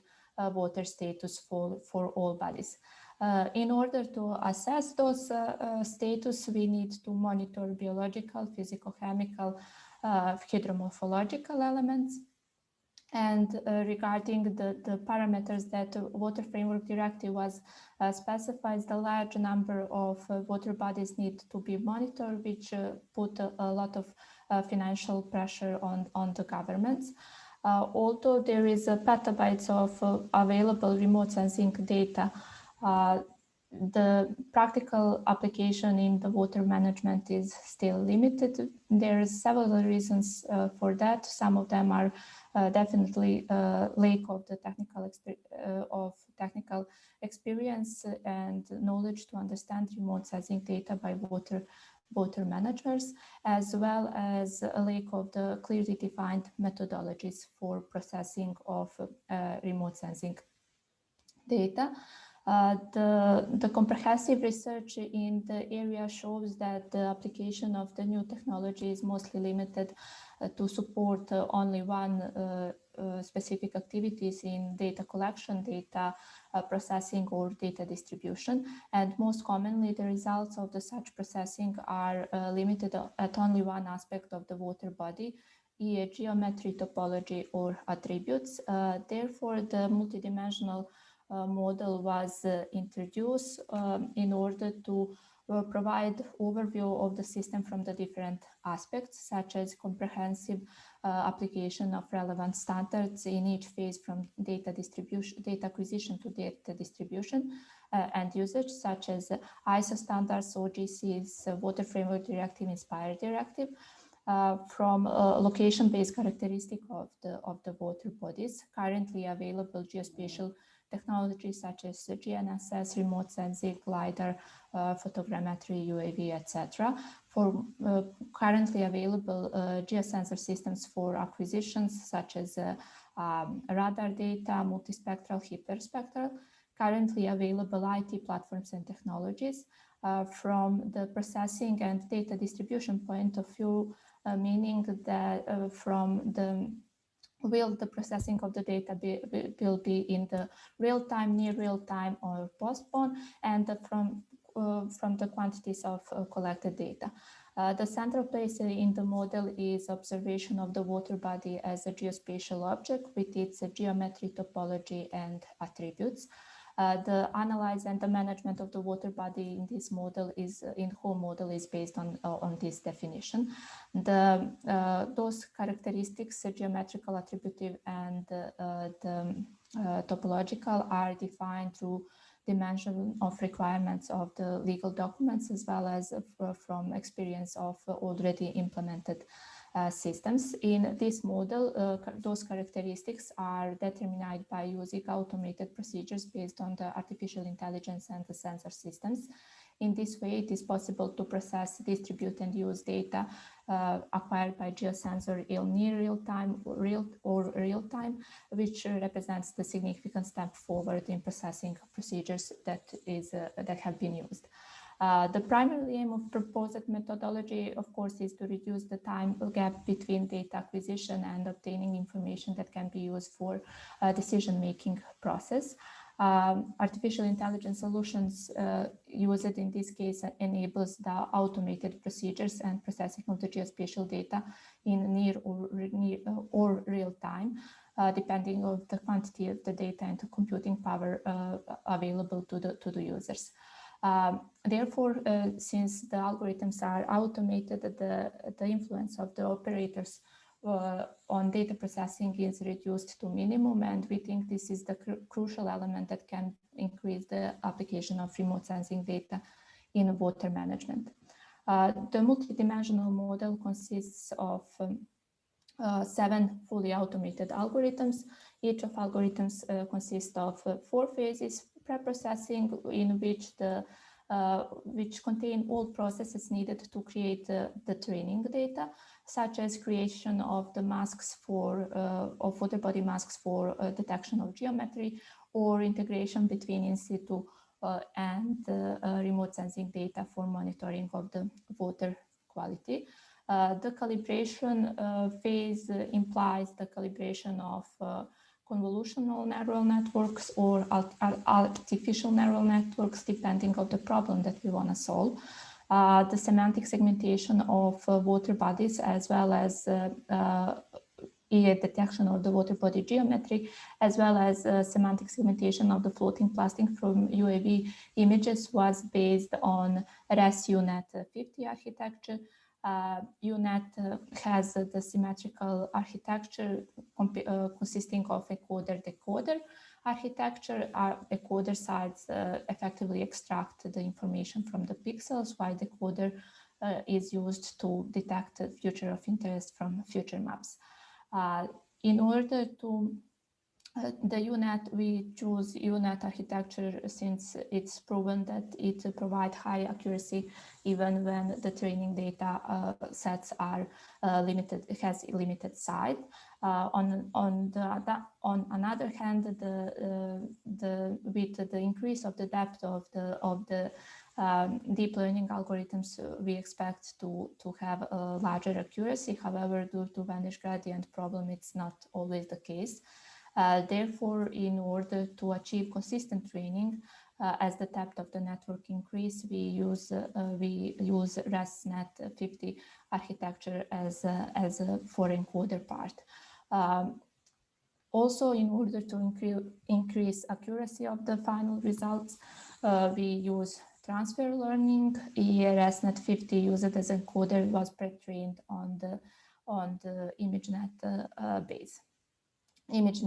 database. For calibration, for point cloud classification, extraction of the ground points, which can be used for which are needed to create a digital elevation model, which are used for flood modeling, and also for monitoring of the several water quality parameters. The artificial neural network were used. It consists of input, hidden output layers, and the final architecture of those networks were determined by using trial and error method. Regarding the accuracy assessment, of course, in accuracy assessment, we compare results of the predicted as well of the true data in order to calculate the successful rate of our algorithms. And in the test phase, the developed algorithms were tested on the area of Republic of Serbia, resulting in the monitoring of geometry, attributes, and topology of the water bodies. As I said, CNN was used for detection of the water body geometry. This is algorithms we used as from the remote sensing data. In this part, we use both Sentinel-1 and Sentinel-2 images. In order, we all know that the process of creation training data is tedious and very time-consuming task. So in order to reduce those time, we come up with the algorithm for automatic water body mask generation, which is based on Sentinel-2 level 2 images, which contains SAN classification layer. Visual inspection shows that the waters are usually classified as the water or as a dark pixel. Therefore, we use the seed pixels. We use water pixels as a seeds. And region growth algorithms to connect all neighborhood pixels which are classified as a dark and have shortwave infrared lower than 800 in order to extend the seed pixel and provide a full as accurate mask as we can in that case. Regarding the visible floating plastics materials detection, we use high resolution UAV images. First step, of course, it was the structure promotion algorithm in order to create orthophotos. After that, in order to provide as accurate as is possible delineation between water and plastic pieces, the multi-resolutional segmentation was used. And after that, those segments are manually labeled. As you can see, we test different spatial resolution and the polygons. And for the real case scenario, we use 3 centimeters spatial resolution UAV images. Also, since this was one of the first, according to our best knowledge, attempts to detect plastic materials by using remote sensing data, we test different deep learning algorithms such as ResUnet, ResUnext, Inception ResUnet, version 2, Exception UNet, in order to see their possibility to detect floating plastics. Regarding the artificial neural networks, we used, as I said, for point cloud classification. We tested algorithms for both the INN and for LiDAR and UAV point cloud. And for detection of the ground point, the neighborhood of the point of interest is also very important. Therefore, we perform a neighborhood search. Neighborhood is defined as the sphere with a fixed radius of 1 meter. For each point of interest, the minimum maximum value high in the neighborhood were extracted, and in addition to the geometrical data, the reflection or intensity is also used. Since ground points are highly imbalanced in the point clouds, we use different rebalance methodologies in order to see how unbalanced data sets affect the accuracy of the final model. Regarding the water quality monitoring, in this case, we use the in situ data which are collected by a transnational monitoring network over 20 years. Time period, the transnational monitoring network covered the area of the Danube Basin, and we use those data, we integrate those data with the Landsat 8 level 2 reflections. Since the methodology of taking samples from the field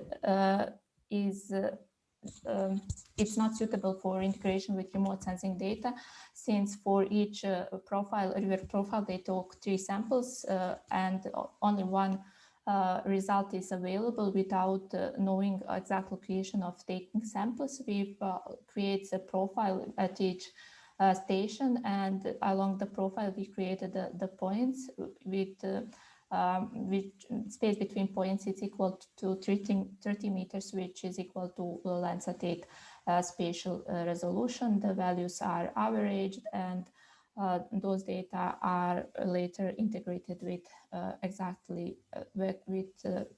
in situ data for appropriate station. The maximum time gap between the collection of the in situ data and overpass of satellite was 3 days in this scenario. As I mentioned, the final architecture of INN was determined by using trial and error approaches. And in addition to monitoring of water body geometry and water body attributes, quality parameters, the topology of the river network is also important. Although there is a lot of research regarding the detection of the water quality of water body geometry based on remote sensing, topology is still, it isn't catch too much attention from the researchers.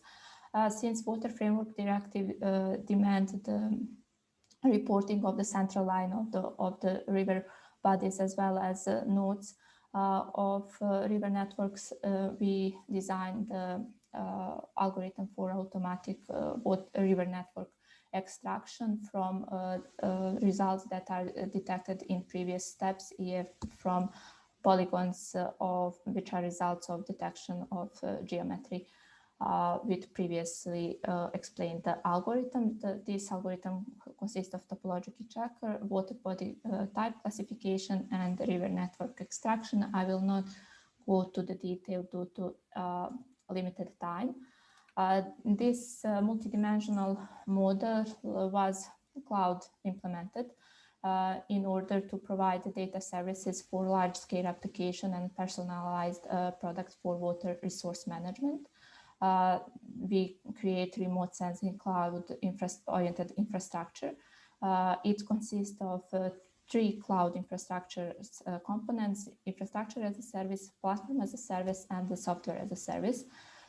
In the first layer, infrastructure as a service, the Google Earth Engine, it integrates computing, for which we use a Google Colab and Google Earth Engine, storaging, for which we use a Google Earth Engine and Google Drive, and network resources into a virtual environment that meets computational and storage needs. The middle layer is platform as a service. In this case, we use the Jupyter Notebook and the Python programming language for implementing those algorithms. And at the top, we have a software as a service, which provides remote sensing water management services for automatic data processing through unified interface, including computing, storaging, and services. Regarding the results, the results of accuracy assessment of detected geometry were presented in the table. As it can be seen, the algorithms provide state-of-the-art accuracy or comparing to the environments with similar level of complexity. Regarding the, as you can see, the accuracy assessment between validation and test phase are really close, which means that the generalization ability of algorithm is high and that it can be implemented for different areas. Regarding the comparison between Sentinel-1 and Sentinel-2 images, Sentinel-2 perform slightly better. Visual inspection shows that, as well as results of accuracy assessment shows that the algorithm isn't sensitive to the low albedo surfaces such as objects, asphalt roads, etc., which is one of the main drawback of the currently used algorithms for detection of the water bodies from the optical images, optical systems. Regarding the Sentinel-1, the accuracy was decreased due to vegetation, presence of high vegetation near to river banks, as well as similar spectral signature in the between asphalt roads in the rural areas, as you can see here. Regarding the attributes, the presented algorithm were used for monitoring of chlorophyll A, which represent the biological quality element, and dissolved oxygen, suspended solid, total nitrogen, and total phosphorus, which represent physical chemical elements of water quality. The root mean square error and normalized root mean square error was used for accuracy assessment. As you can see, the highest accuracy was obtained for dissolved oxygen and the lowest was obtained for chlorophyll A. The analysis of the size of the data sets as well as obtained results was, we can conclude that the performance of the neural network are highly influenced by the size of the training set, which is not a surprise. Regarding the results, this is for area of Belgrade, the capital of the Republic of Serbia, and we can see that the highest polluters in the Serbia are cities, since treatment of the water is not still in the full capacity.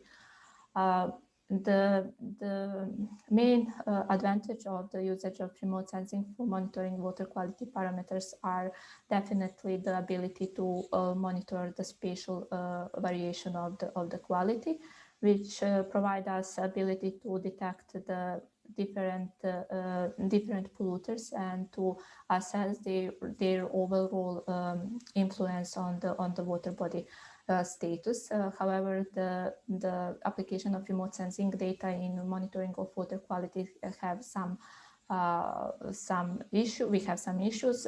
I mentioned one of them. The methodology used for taking in situ samples isn't very useful, isn't very appropriate for integration with remote sensing data. Moreover, the spatial and the temporal resolution of Landsat images also limited application, since the temporal resolution is 16 days. It is hard to connect, to integrate in situ data with remote sensing data. Also, the spatial resolution of the 30 meters limited the monitoring of the narrow rivers. The solution, of course, can be usage of the Sentinel-2. The limitation is the absence of the archive data. So we are now trying to test the application of Sentinel-2 as well as the possibility of integrate Sentinel-2 and Landsat 8 images. Regarding the plastics, as I mentioned, we have like two case studies. One was on the artificial lake, where we used, as you can see, the targets, predefined targets, and we were able to determine the exact size of the plastic as well as their exact location. We test different deep learning architectures, and both the accuracy assessment as well as visual inspection of the results indicated that ResUnet provide most stable the performance between different types of the plastic, such as OPS, nylon, and PET, as well for detection of floating and submerged plastic. In this case, we used a submerged plastic. The depth of was, I think, 30 centimeters. After that, we test different spatial resolution in order to make connection between the size of the pixel and the size of detectable plastics. Our final conclusion was that we need at least one pure pixel to detect floating and at least two clear pixels to detect submerged plastics.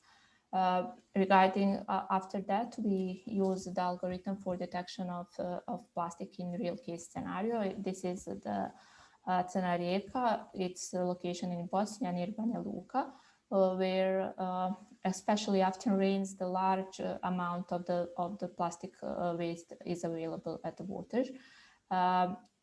Algorithm shows stable performance between detection of plastic on water, on shallow water, as you can see here, or on the land. The total underestimation of the area of detected plastic was only 3.4%. So we think that this algorithm has a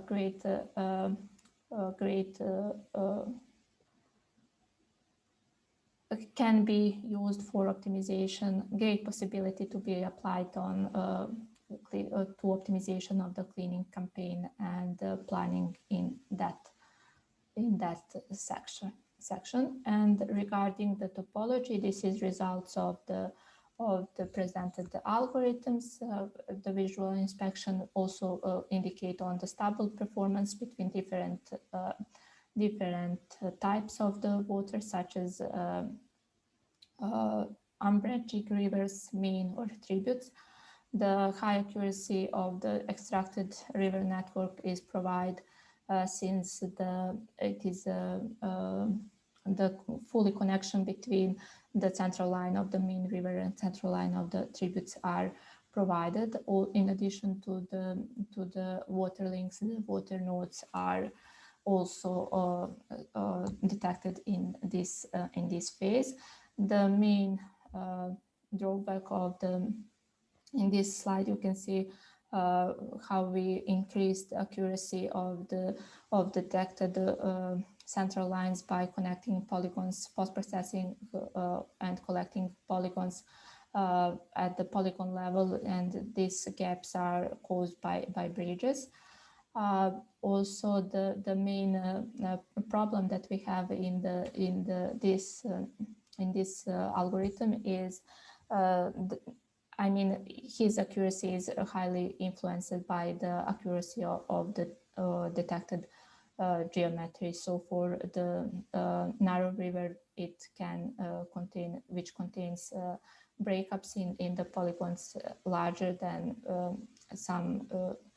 larger than, like in this case, bridges can represent this, so that there is not fully connected river network. Regarding conclusions, as you can see, the multidimensional model presents the integrated approach which treat all phases from data acquisition to data distribution. It provides a fully automatic monitoring of the water body geometry, water body attributes, and topology.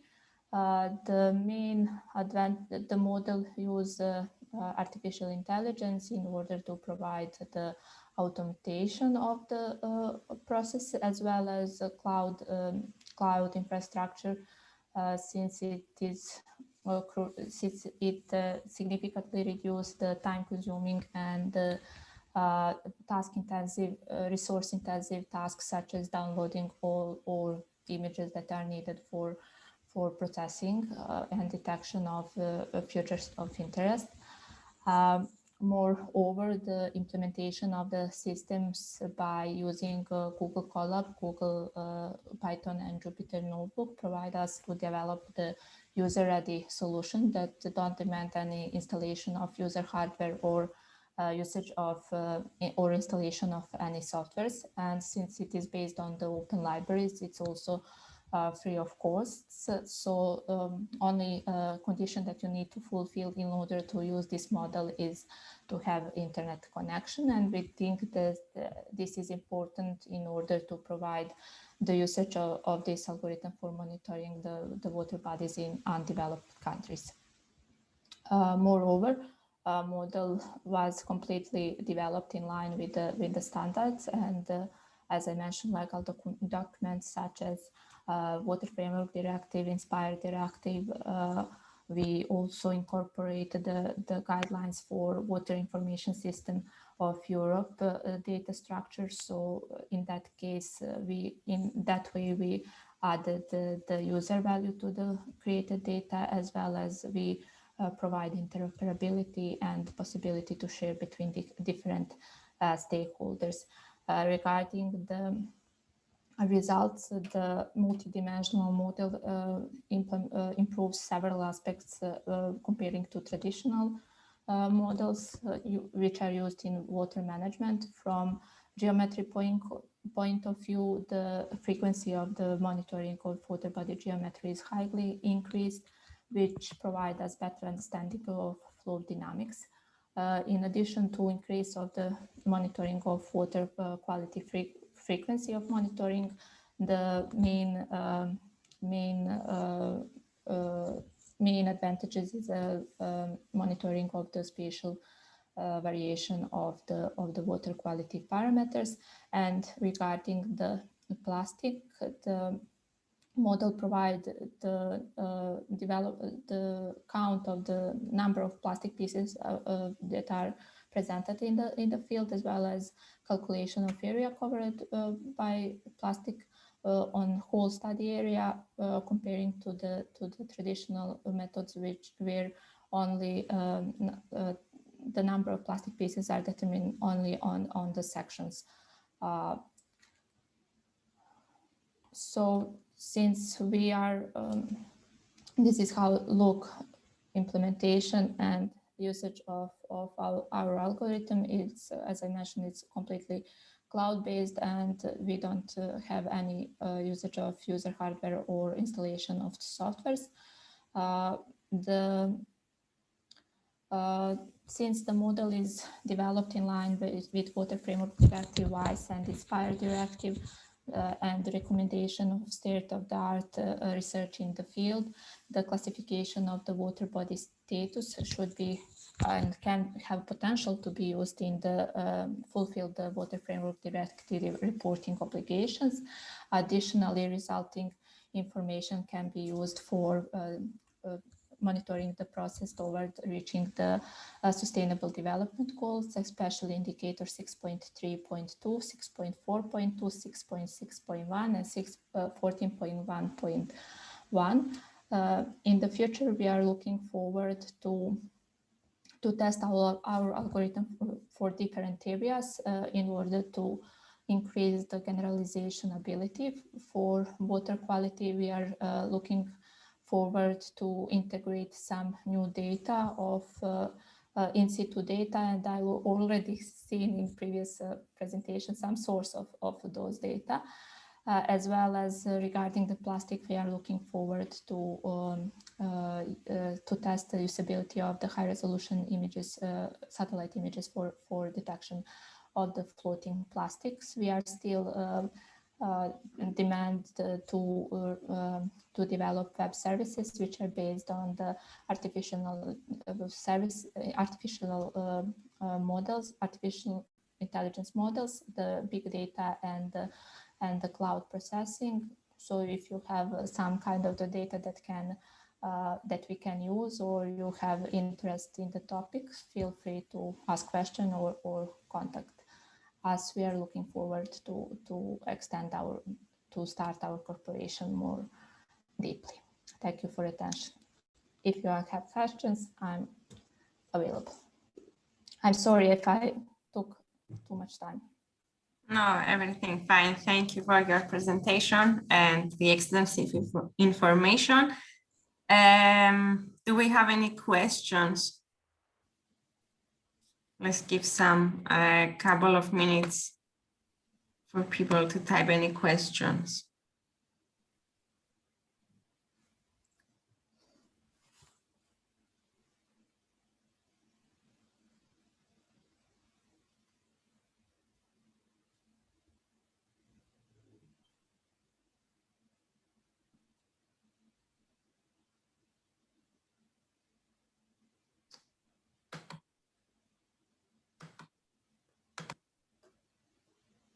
Seems like everything was very clear.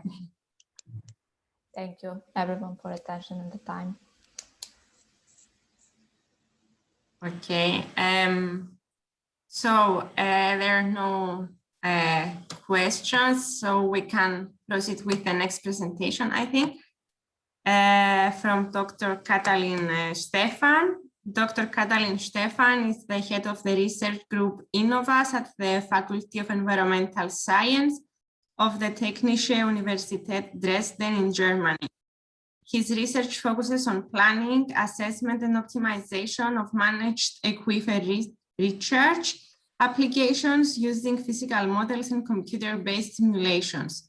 Dr. Stefan is the co-chair of the Commission on Managing Aquifer Recharge of the International Association of Hydrogeologists and member of the Groundwater Solutions Initiative for Policy and Practice. He is the initiator and co-author of the global MAR portal, an inventory of over 1,000 MAR case studies worldwide. He has experience in coordinating and managing international networks and partnerships with regional focus on Central America and Central and Southeast Asia. Currently, Dr. Stefan is principal investigator of 4 international research projects, including very good collaboration with Cypriot partners. The title of his presentation is Managed Aquifer Recharge as Adaptation Tool to Global Change. Dr. Stefan, I see you are ready, so the floor is yours. Thanks so much, Eleni. Regarding the last questions, last part, collaboration with Cypriot partners, I'd like to say hi to the team at EXCELSIOR, especially Professor Diophantos, Vangelis, and Kostas, and happy to meet you again. Hopefully we'll see us also in person, maybe later this year, if the situation will allow. And thank you for this initiative. I learned quite a lot from the other speakers. So I'm not so familiar with the remote sensing data and how this can support water management in general and decision making. Really, really interesting. I'm so grateful to be here as a listener and also as a speaker. So now, trying to come back a bit from the higher level of the stratosphere now to the ground and even deep into the ground in the groundwater. I will share with you a small story. A couple of years ago, I've been in Costa Rica. As I mentioned, I have most of my projects are in Central America.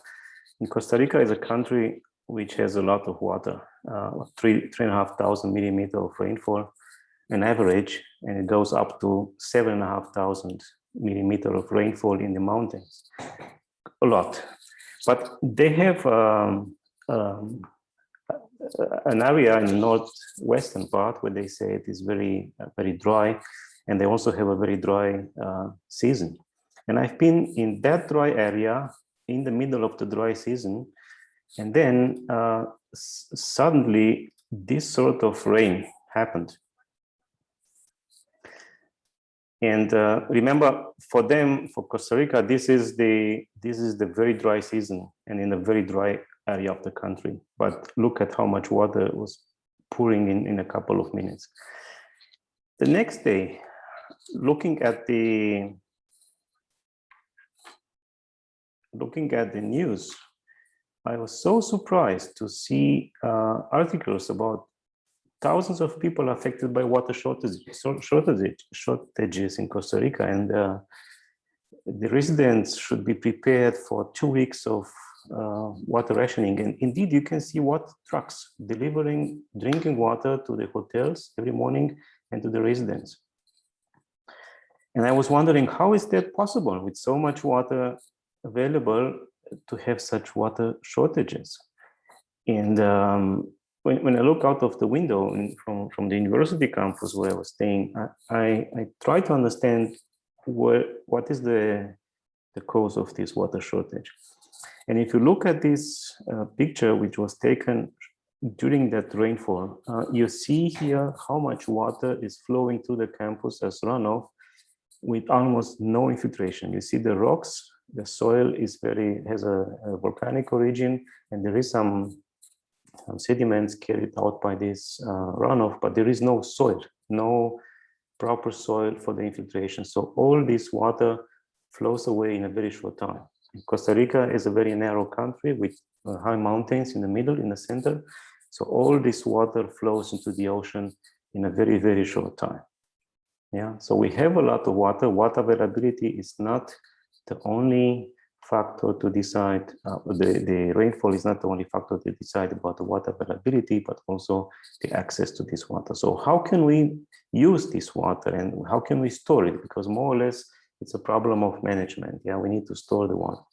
So the idea comes actually also from other sectors like food and if you want banking, we store money in the bank when we get our salary and use it during the month or during the year. So we have in the rainy season, in this case, a huge amount of water, but we're talking about dry seasons. So how can we store the water in the rainy season and use it in the periods of high demand, for example, in the dry seasons? And this is where the concept of Mana-Chakeffer recharge, if you read maybe some older papers, it's called artificial groundwater recharge as well.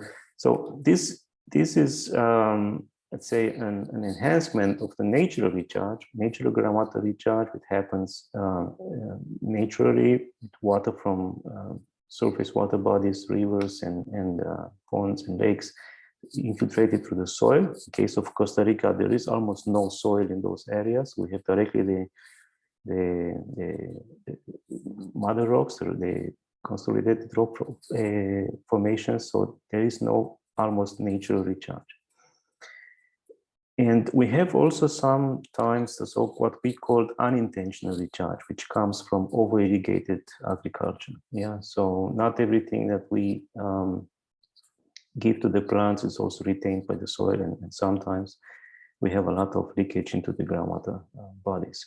But in extension to this, Mana-Chakeffer recharge is the intentional storage of water into the aquifers, either for using it later through wells and other means of extractions, or by leaving it into the ground for ecological purposes.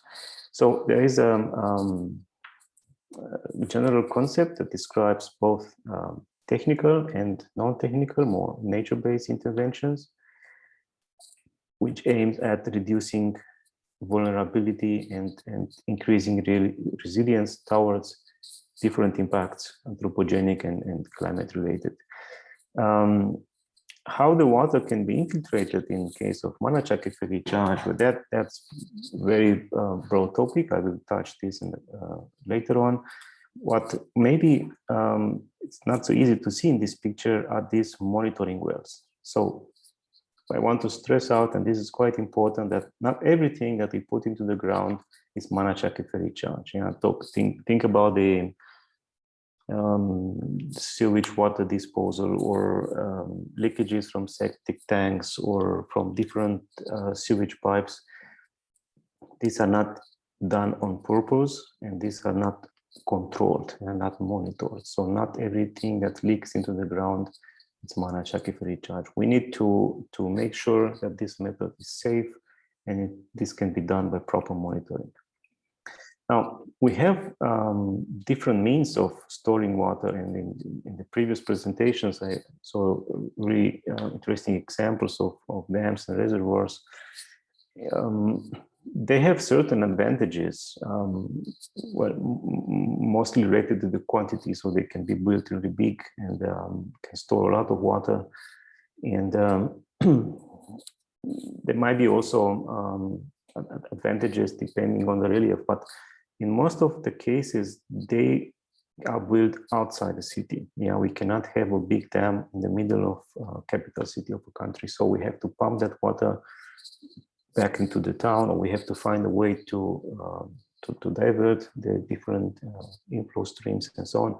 While this sort of underground storage can be done, and it is usually done within the urban areas as well, because the reservoir is underground, so we don't have a lot of infrastructure above ground. We have usually low capital costs, and in most of the cases also maintenance costs, because we are using a lot of natural processes. And we have also, especially in the Mediterranean context, quite important advantage of reducing the evaporation losses, which are, giving an example from Jordan, 10 times higher than the rainfall. So these are definitely important when designing a storage solution. And some other advantages as well. A detailed comparison, of course, should be done on a case-by-case basis, but there are some general advantages for storing the water underground versus above ground. Now, in comparison to other techniques, storing the water underground is not the cheapest. Of course, you can use directly the rainwater at the household scale for irrigating the own garden or having different uses in the household. We have also at a bit higher scale water from springs, and we can also use groundwater if it's available. But we saw in the first presentation an example of overexploited aquifers from Cyprus. I was very surprised by that picture that covered quite a big area of the country. So we need to find management solutions that are also let's say, putting back what we took from the nature. So this is managed aquifer recharge concept of putting the water back where we took it from. And why should we do this? Well, one main purpose, and this is perhaps the most interesting in this context, is the seasonal storage of the water. Even in countries with less rainfall, that might make also sense, for example, for capturing the water from perennial rivers, or in case of Middle East, we have a lot of wadis that are getting flash floods, and that water is not usually captured properly. We also have a long-term, we call it water banking, where the water is added into the ground for different purposes. I have an example from Abu Dhabi in the Emirates, where the water was pumped into the ground. Desalinated water was pumped into the ground for a decade, so a couple of years, and is not used. It's kept in there for emergency purposes, for example, a military attack or climate event. So they have a reserve of 90 days of water, 90 days of drinking water for the city of Abu Dhabi, just in case. Yeah, so this is what we call water banking. Restoration of overexploited aquifers, talking about urban aquifers, talking about coastal aquifers, and also aquifers in agricultural areas. So we have in many places all over the world depletion rates even more than 10 meters over a couple of years, 1 meter, 2 meters per year. So this cannot be replenished by nature recharge. So we need to of course, stop giving pumping permits, as we learned from the water development department, but also investigate opportunities to replenish the aquifer or try to stabilize the decline.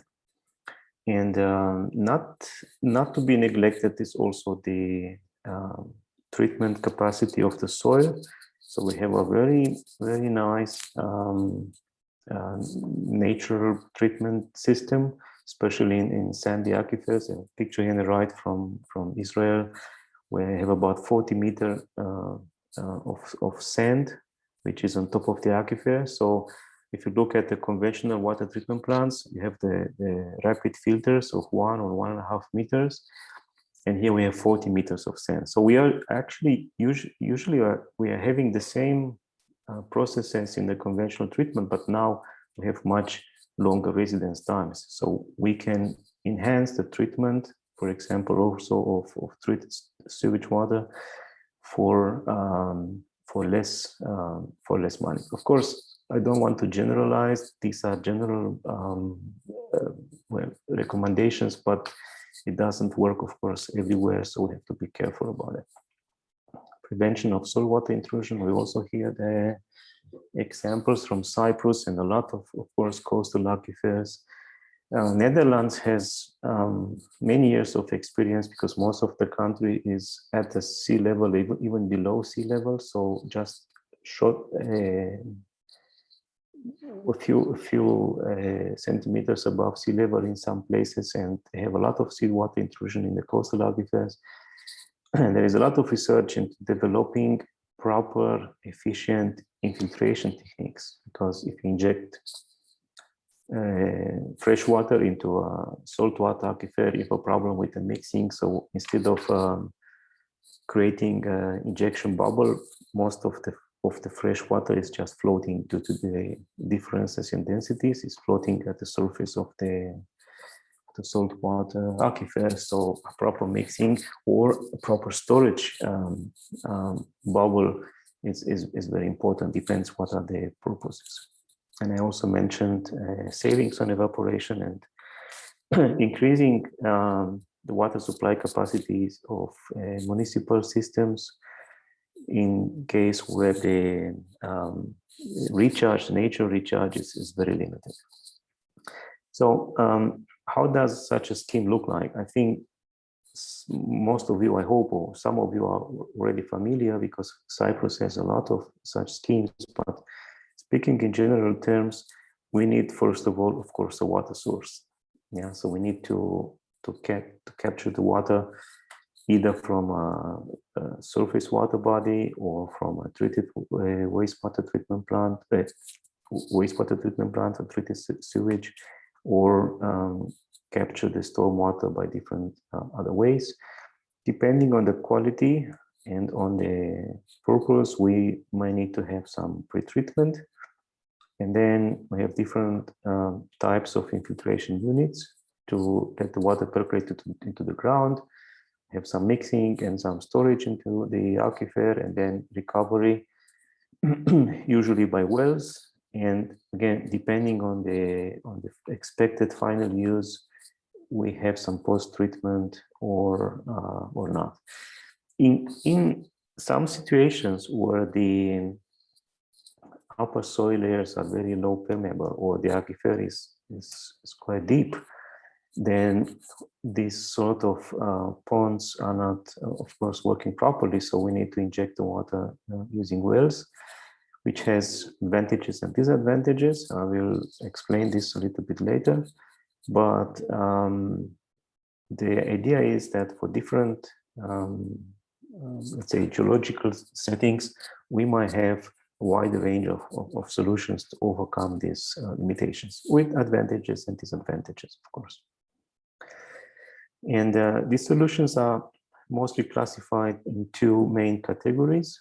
The first category refers to solutions that are aiming primarily at getting surplus surface water infiltrated into the ground, while the second category refers to solutions that are increasing the, let's say, residence time of water flows, either by diverting the flow or by,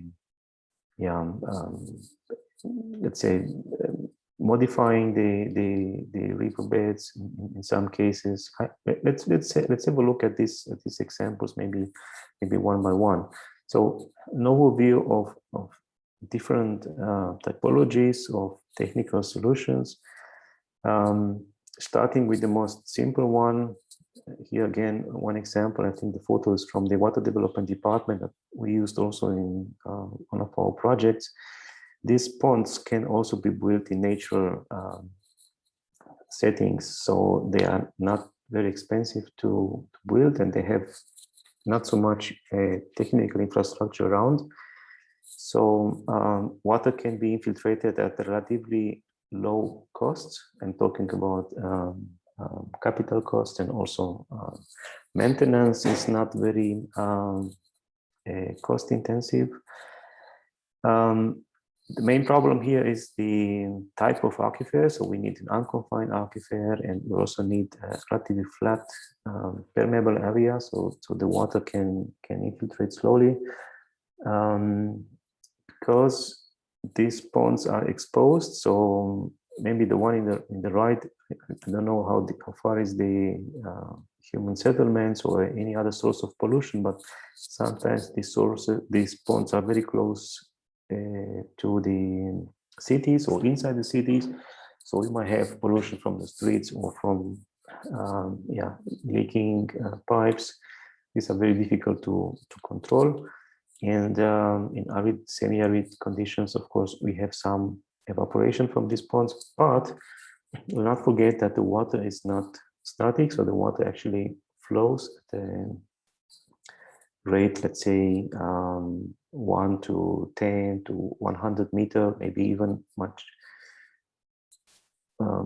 different per day. So we have actually a continuous infiltration. Evaporation is not so high as in the open reservoir. Now, in case of in case of deeper aquifers or confined systems, we need to make use of infiltration wells. In this example, from both examples from Australia, we are using the same well for injection and for the extraction. That means in the rainy season or in the times of water availability, water is injected into the aquifer, and then during the dry season, the same well is used for extraction. The technical infrastructure is, of course, a bit more complicated than in the ponds. We have a bit of pipes and pumps and electricity consumption, but these are very small scale systems, and they can be upscaled very easily. So we can combine different wells to either infiltrate a larger amount or to service a larger user community. The main issue here is the design and operation. We need to have experience. We need to have companies who are experienced in designing these systems.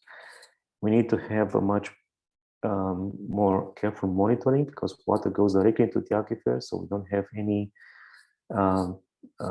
natural treatment as in the previous example. And for these reasons, and also to avoid clogging, the water quality must be of better quality. It must be better than in the previous example. In Europe, talking about continental Europe and most of the bigger cities, also in Germany, we are using more or less an indirect managed aquifer recharge technique, what we call riverbank filtration. And in this case, the extraction, the pumping wells are located very close to the riverbank. We have in the left photo the well, just how far is it? 10 meters or so, or even less, maybe 5 meters from the river. And in the photo in the right, this is Dresden, my hometown. We have many wells which are not easy to see from this distance, just located along the river. And this is the conventional water treatment plant. So water is basically pumped from the aquifer, but by some sort of siphon effect, we are actually inducing infiltration from the river through the riverbank. So that actually further purifying the water. Instead of taking the water directly from the river, we are using this natural filtration capacity of the soil. It's a bit more complex to design. We need the proper location. We need a good riverbank stabilization system, because you might change the groundwater flow gradient there. We need to have an intensive monitoring system, of course, protection against floods. So if the river flows over the banks, then we need to protect our pumping wells. And these are usually bigger projects, more or less at the municipal, at the city scale. But we have 5 such systems in our city, and every, let's say, middle to big town in city in Germany has its drinking water supply based on riverbank filtration. So it's very popular and very old system. In other cases, we might look for low-cost, again, systems, especially on riverbanks with low permeability, so the water from the river does not penetrate the river bottom to infiltrate. So in that case, we might construct these temporary solutions. The one in the left looks a bit more permanent, but there are many examples from African countries, especially Kenya, where these are constructions that are built every year. So it's usually local material that is creating some sort of dam, call it sand dam, because the main purpose is not to store the water, so there's not a water reservoir, but to store the sediment. The sediment you see in the photo on the right, the water is loaded in sediment, and the sediment is accumulated for the dam, and in this sediment is used more or less, if you want, as some sort of artificial aquifer. So it's storing the water there while avoiding evaporation. And if you have a flash flood and this system is being destroyed, then it can just be rebuilt and used for shorter times. These are local systems developed by farmers and by local residents in small communities, but have been studied extensively over the past decades due to their simplicity and low costs. And talking also about low costs, we have many examples from northeastern part of Brazil, which is a very big farming area with covering several federal states.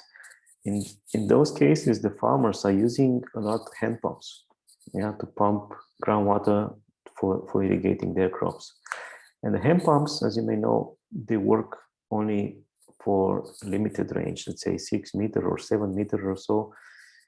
If the groundwater level is deeper than that, then you do not have enough power to create a pressure to lift that water to the ground. So in some cases, you may need to lift the water maybe 1 or 2 meters in order to be accessible for the hand pumps. And what the farmers create here is what we call subsurface dam. You see in the sketch here in the top left, they realize some sort of barrier on the groundwater flow direction. They dig such a trench, then they use some impermeable material, either some plastic foils or local clays or impermeable soils to isolate the walls, so the groundwater flow is stopped when it reaches this barrier, and then you have a slightly lift on the upstream. That might be not a lot, but that may be enough for the farmers to allow them to use the hand pumps. Of course, there are a lot of difficulties to control the quality of these systems, and there are environmental concerns, because you can imagine that while the water level is rising upstream, there is decreasing downstream. So you might solve one problem but create another. And usually these are not very performant. So you can imagine that the groundwater does not always flow as the farmer wants to flow, so it might change the flow direction, or it might be not very effective in rising, depending on the soil characteristics. So in any of these methods, we have positive and negative aspects. Now, I was very excited when I was reading this example for the first time, because in a lot of cases, people are asking, what does it cost to do Manachev recharge? So now, looking from a less scientific perspective, but a more practical dimension, it looks like the municipality needs to buy the land, construct a big pond or several wells, and then the water can be extracted from the river and then pumped in the ground. That looks like a big project, and with a lot of financial effort. In this example from Japan, the city of Kumamoto, which is one mid-sized city in Japan, was facing increased urbanization, which is very, very common situation all over the world. Increased urbanization, increased water demand, also for the industries that were opening in the city, especially in this case, we have beverage industry. So they need a lot of water. And also the change of farming practices influenced a lot the water management in the city. So the city, as you can imagine, doesn't have a lot of space to grow, so it became more dense, and the water that was available is limited. So the municipality was looking into Manachev recharge solutions. But where to build this in such a densely populated place? Where to build these big reservoirs? What was discovered when looking for suitable places was that in the suburbs, in the peri-urban areas, there were a lot of smallholder farmers, usually growing rice. But these fields were abandoned because the population in Japan was getting older, so the importing rice from China was also becoming more and more attractive. So a lot of such small plots of land were abandoned and not used for agriculture. And the municipality agreed with these farmers on a decentralized Manachev recharge scheme, which makes use of those abandoned rice fields, kind of renting that land, and also making use of the existing irrigation canals. So the rice fields were irrigated with water from the nearby river, and those irrigation canals were still there, not in operation, but still available. So it was very easy to divert the water from the river to those fields, but not to irrigate the rice, but instead to recharge the aquifers. So instead of having one big pond or several big ponds in the city, they just rented, let's say, the rice fields from the farmers. And one local NGO was coordinating the entire action, and then, let's say, mapping those fields, and then taking evidence when they were flooded, because each farmer could basically decide when to flood and how much of this land could be flooded. And some of them were suitable for infiltration, and some of them not. And for those who infiltrate water in the fields, they receive some money every month of using the field. And this was proven to be much more cost effective and cheaper for the municipality than building new schemes. And a lot of industries participated to this scheme with some subventions, because they also received drinking water at the less cost from the municipality. So it was a financial scheme, in the benefit of everyone. And the farmers even started to grow other sorts of products, some vegetables, which were not grown before, but now the soil was very moist. So they had between the two flooding events, possibility to grow vegetables, which were then sold as eco-mar produce to the local market, and they even received extra money for that due to this eco label that they received. So very interesting examples, and there are many such examples coming up in a brochure that we're going to put together, and it's going to be published on our website about such interesting local techniques. Yeah, and let's not forget that recharging the aquifers is not my idea, or is not something new. It has been done by Maya, Incas, and other ancient civilizations. Chinese also invented thousands of 2000s of years ago some sort of water practices that are similar to what we call now managed recharge. So the idea is to update these techniques and then learn from them and to make them more efficient for the 21st century. And I think this is a very interesting challenge. Now, I gave these few examples, but we have a database of over 1,200, I think, almost at the moment, in more than 60 countries worldwide.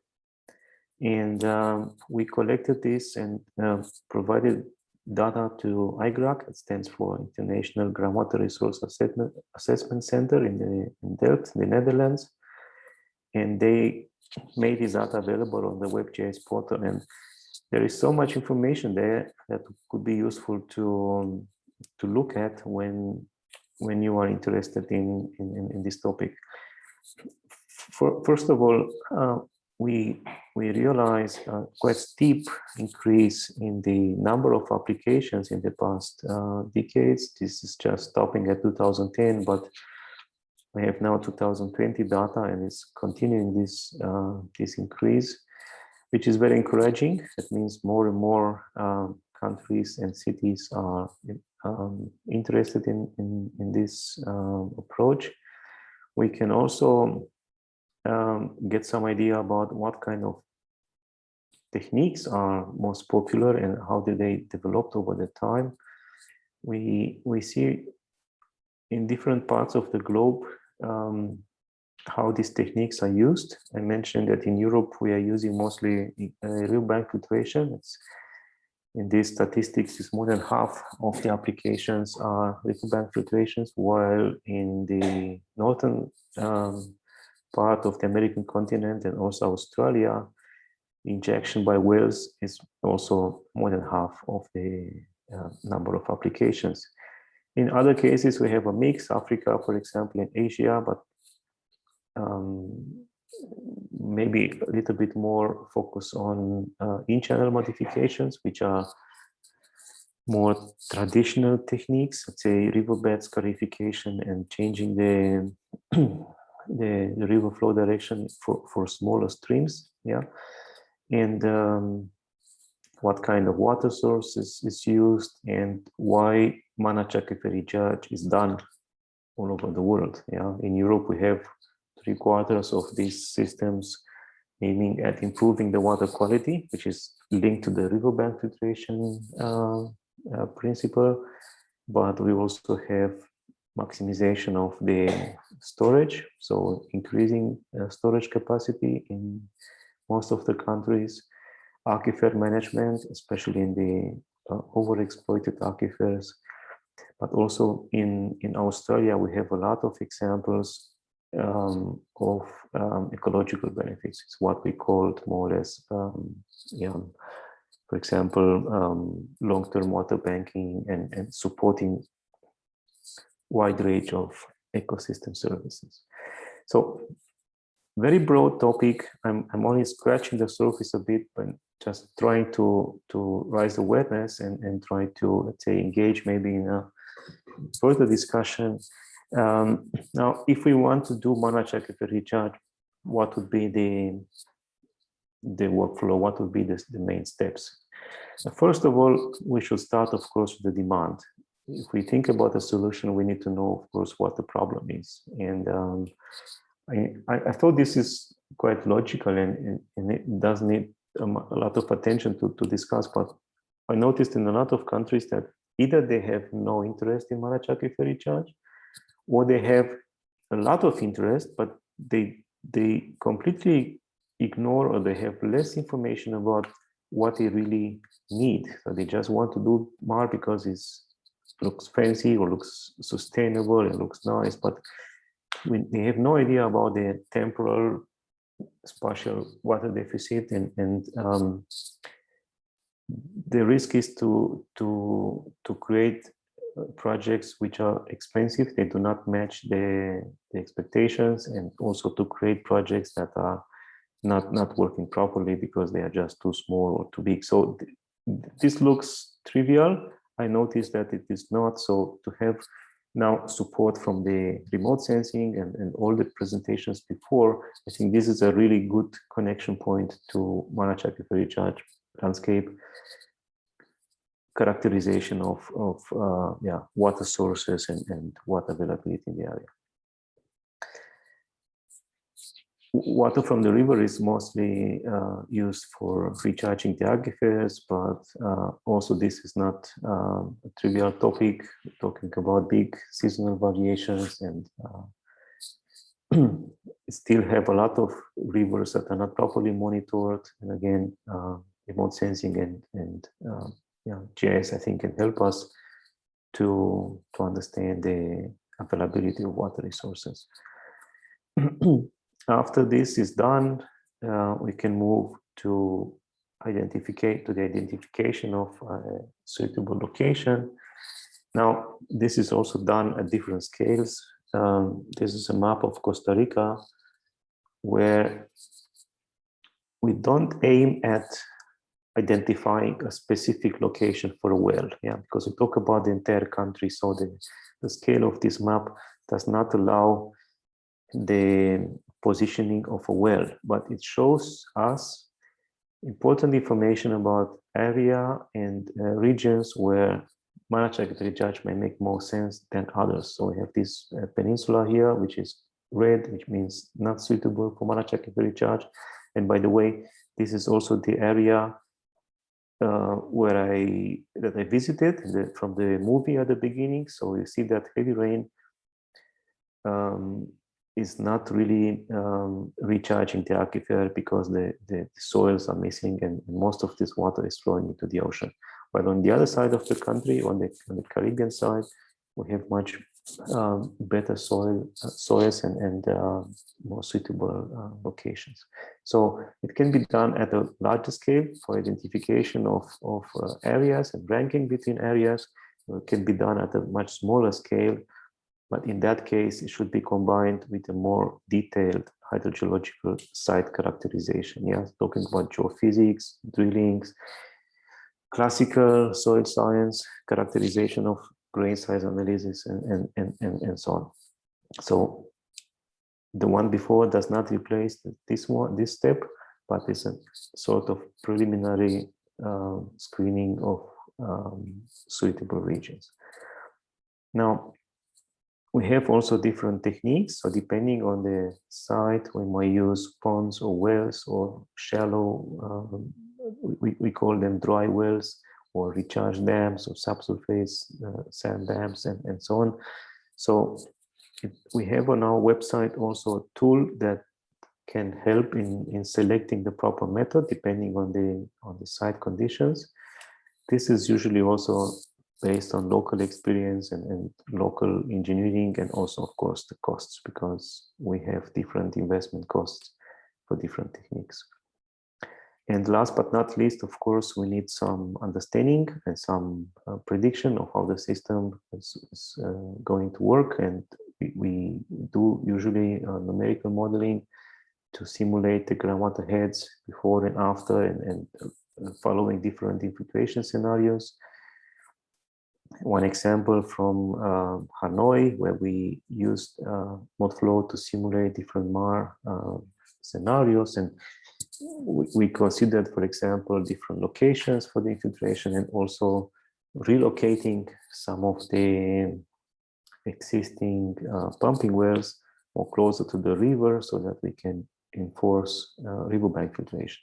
So numerical modeling can help us, of course, predict the efficiency and the performance of the systems. I will come back to that. We had a review of, I think it was over 230 computer codes or software for mostly groundwater modeling, but also bigger, let's say, watershed modeling related to Manachak recharge. And by far, ModFlow, this has been mentioned also, Professor Lucas before. ModFlow was, of course, the one used most in most applications for saturated flow conditions. And with ModFlow, we can simulate different types of techniques from wells, basins, in channel modifications, in bank filtration as well, because these techniques can be easily translated into ModFlow boundary conditions. If you want to simulate more contaminant transport or solute transport and also reactive transport, we have, of course, MT3D, MT3DMS as most popular code, but also FreakC, and in coastal aquifers, also CWAT, what is also explained, I think, quite in detail by Professor Lucas before, so I'm not going to talk a lot about this, but what we realized from this survey is that we have many tools aiming at different objectives and scopes. So apparently we have enough instruments for simulations, but what we found difficult also for our students and for the PhD students is that to find the right tool for the right purpose, and then also fighting with licensing and plugins installation and software updates and compatibility. So a few years ago, we started our research project called INNOVAS. INNOVAS, by the way, stands for Innovative Groundwater Solutions. So INNOVAS is a project originally funded by the German Federal Ministry of Education and Research for 5 years. And one of the main outcomes of this project was a web-based groundwater modeling platform. So instead of adding one more software to this list, and this is just a list with a selection of models, we have many others. We try to take those that are open source, make them available on a graphic browser interface. So not developing new tools, but making them more attractive and more easy to use. So we started with analytical tools because these are still very useful in the preliminary stage to roughly assess the suitability of the approach and to get the first information from the site. We use this also for teaching quite a lot, and it's very simple to use. It's only one analytical equation behind. This, of course, can be done in Excel as well, so it's not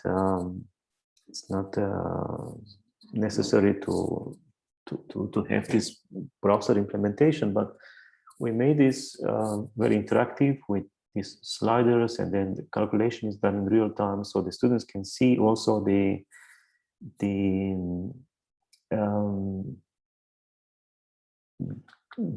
effect of each the sensitivity of each parameter. For example, how sensitive is the change in the soil characteristics in terms of mounding of groundwater levels, or how sensitive is the size of the basin versus percolation rate, and so on. So this allows us much easier way to explain the processes and also to visualize different scenarios. And we have a batch of tools addressing different issues in groundwater simulations, talking also about saltwater intrusion equations.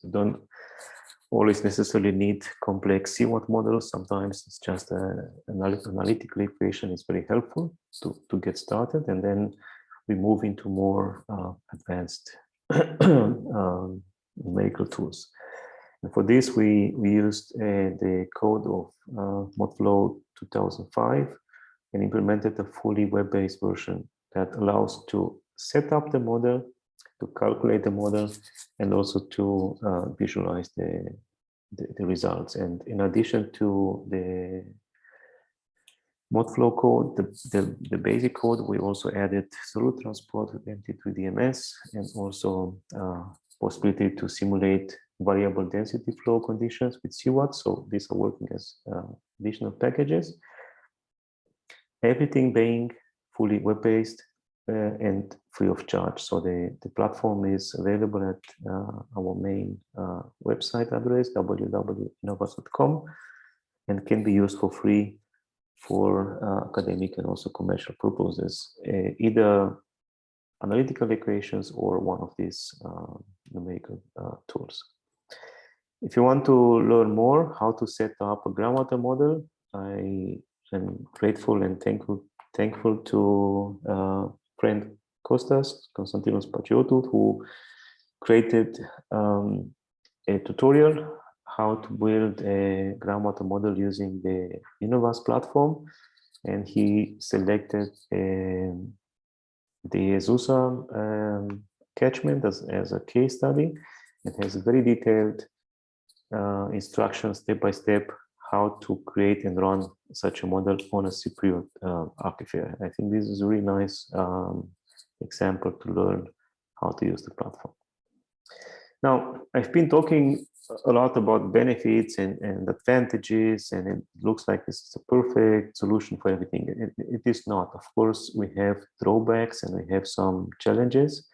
I selected two of these challenges to discuss with you today. One is the performance of the system, which is mostly affected by clogging. Yeah, imagine different types of clogging, from blocking the pores of the soil matrix with suspended solids, from more biological clogging created by microbial growth.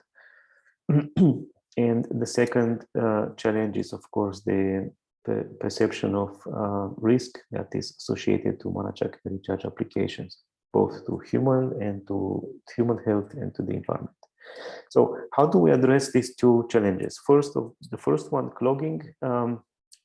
Usually researchers do a lot of lab work and use very often soil columns like this one with disturbed or undisturbed soil samples taken from the field, and then run different infiltration scenarios with the same water quality, and then they come to the conclusion, yes, there's so much clogging and the infiltration rate is so high and so on. But we have usually a huge problem in taking the results from the lab and transferring them to the field. Yeah, there is a very poor correlation and very still poor understanding of the scalability of this lab work into the full scale. Sometimes we have a bit of a validation if we have data from the field, but in a lot of cases we are creating here completely different conditions. So the soil inside is disturbed, so we repack the soil in the column. We have preferential flow conditions along the walls of the column and many others. So this disagreement between the lab work and field work was, let's say, the trigger for part of our research to study these clogging effects in different scales. So for this, in order to compare a bit better the clogging at different scales, we built three physical models at three different scales and run them as similarly as possible. So we had one dimensional column of 1 meter length. We had a 3-dimensional tank 1 meter by 1 meter by 1 meter 50, but still done in the lab. And we have a small infiltration pond mostly for research purposes in the field.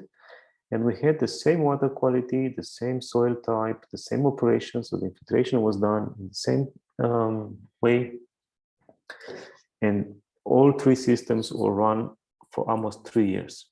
Yeah, and we collected a lot of data from tracer tests. We also had sensors installed in all the systems at the same depth, the same sensors measuring the same parameters, and try to pack the soil in the tanks in the same way, so we have the same compaction, the same soil characteristics as close as possible, because of course the heterogeneity couldn't be reproduced in all the three systems identically, but we try to do our best and have as good match as possible. Excavating, for example, the native soil and replacing with exactly the same material that we had also in the lab, and so on.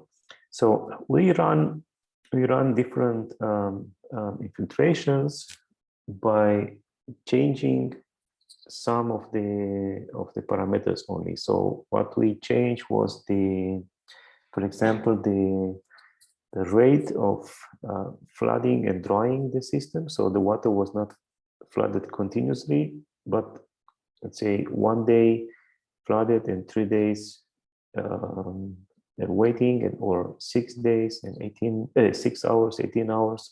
So this is what we call 1 to 3 wet dry ratio. We had also 1 to 1, which means 1 day infiltration, 1 day stop. Why this cycle? This is usually beneficial for allowing, let's say, more oxygen to enter the system, and then oxidation of the organic matter. So this is a apparently efficient way to reduce the clogging, at least the one that is produced by microbiological growth. And we also changed the soils. So we used 2 different types of soils, one which was more permeable, one was less permeable, and so on. So what we got from this, first of all, we got a lot of data. We try to understand the different scenarios, and what we tried to produce was some sort of list of conditions that are more sensitive for clogging avoidance, for clogging reduction, which means, just a practical example, in the column, or let's say in the column, the ratio wet dry, it means the ratio between the time when the column was flooded versus time when the column was dry was very sensitive. When we changed this ratio, we got completely different cloggings. While in the tank, we see only 1 star versus 5 stars before. This is a bit more qualitative comparison. This ratio made almost no difference. Yeah, so we had all the other conditions more or less identical, as close as possible. And we noticed that this wet-dry ratio is making a big difference. That means the results from the column do not really correlate well with the results from the tank, but might correlate a bit better to the results of the plot. And in this way, we made some recommendations what kind of laboratory setup can be used for specific replication in the field. Yeah, now there are some publications available and were listed on the previous pages. And I think this is still a lot of work to be done, upscaling lab to field work. Now, the second is the risk assessment. And here I give an example of a research project where we have also University of Cyprus as partners. And in this project, we aim at developing a web-based real-time monitoring and control system for describing and assessing the risks associated to Manachakev recharge sites. And the expected result, expected outcome of this project is to say demonstrate the viability of these techniques for climate change adaptation, and to increase the acceptance in general for water reuse technologies, because we receive also a lot of questions. Is this safe? How can you make sure that we're not polluting the aquifer? And how we can make sure that this has no long-term side effects and disadvantages? So this perception of managed aquifer recharge as potentially unsafe technique has to be addressed by one is developing proper tools to characterize the risks, and second, to demonstrate by case studies examples. So we choose 6 locations. One is also Susa aquifer in Cyprus. All these have different scales and sizes and typologies, so using different types of water for different purposes. And we plan to have an in-situ monitoring system. In some cases, this is already existing. It's based on a range of sensors and measurement, automatic measurements. In some other cases, this is done manually or not at all because the site is very small and still under construction. But we need to improve the monitoring, and with data that we get from the sites, we want to feed different simulation models and to address different concerns. For example, the potential risks for human health and environment, or have a better representation of those risks in terms of time resolution. The whole system should run web-based, which is using our Innovas platform as infrastructure. And what is maybe innovation in this case, we want to have our models run in real time. Yeah, for surface water modeling, flood protection, flood assessment, this is not innovation anymore. We are having already performance systems running in real time, but for groundwater simulations, this is still an issue because of the data that we need for these models. So one of the tools that we developed as a preliminary assessment tool is assessing the residence time into the ground. I assume that in Cyprus might be similar, but what we have in Germany is the so-called 50-day rule. The 50 days rule means that water that is injected into the ground has to pass through the soil for 50 days before being extracted again. Yeah, you have this in the delineation of the groundwater protection zones. And we also have this in managed aquifer recharge systems. So between the infiltration in a pond and the extraction using the well, we have to have 50 days of time in order to be sure that there are no viruses and pathogens extracted and used for drinking purposes. But how do you measure these 50 days? Of course, when planning the system, the engineers and the planners did some estimations, but we have changes in the urbanization, which means different recharge rates. Different recharge rates could mean also changes in the groundwater gradient. It might change the groundwater flow conditions. It might change the viscosity of the water. The difference in temperatures now are much higher during the winter and summer than in the past. So these extreme climate variations might also change viscosity, which has a direct impact on the travel time. So we provide this tool as a real-time calculation instrument for groundwater residence based on temperature readings. So we have temperature sensors installed in the infiltration and extraction points, and based on the readings and some statistical analysis, we can determine the residence time. And with this tool, we just found out that in Berlin, for example, which is using managed aquifer recharge to supply 75% of the drinking water, we found out that some of the wells do not match this 50 days rule. Yeah? So in some cases we have 46 days or 42 days. It's not a big problem because it's only perhaps one well from a gallery of 40, but if this happens over a prolonged time or in several wells, they need to be shut down and measures to be taken. So for the authorities, for the environmental departments, it's very handy to have a reliable tool to check these values. For the operators, it was also very helpful to monitor the the compliance to the regulations, and also for the planners to locate the well and the basin in a way that these conditions are respected without the need to have a complex numerical model behind. So there are different benefits of using such a simple tool.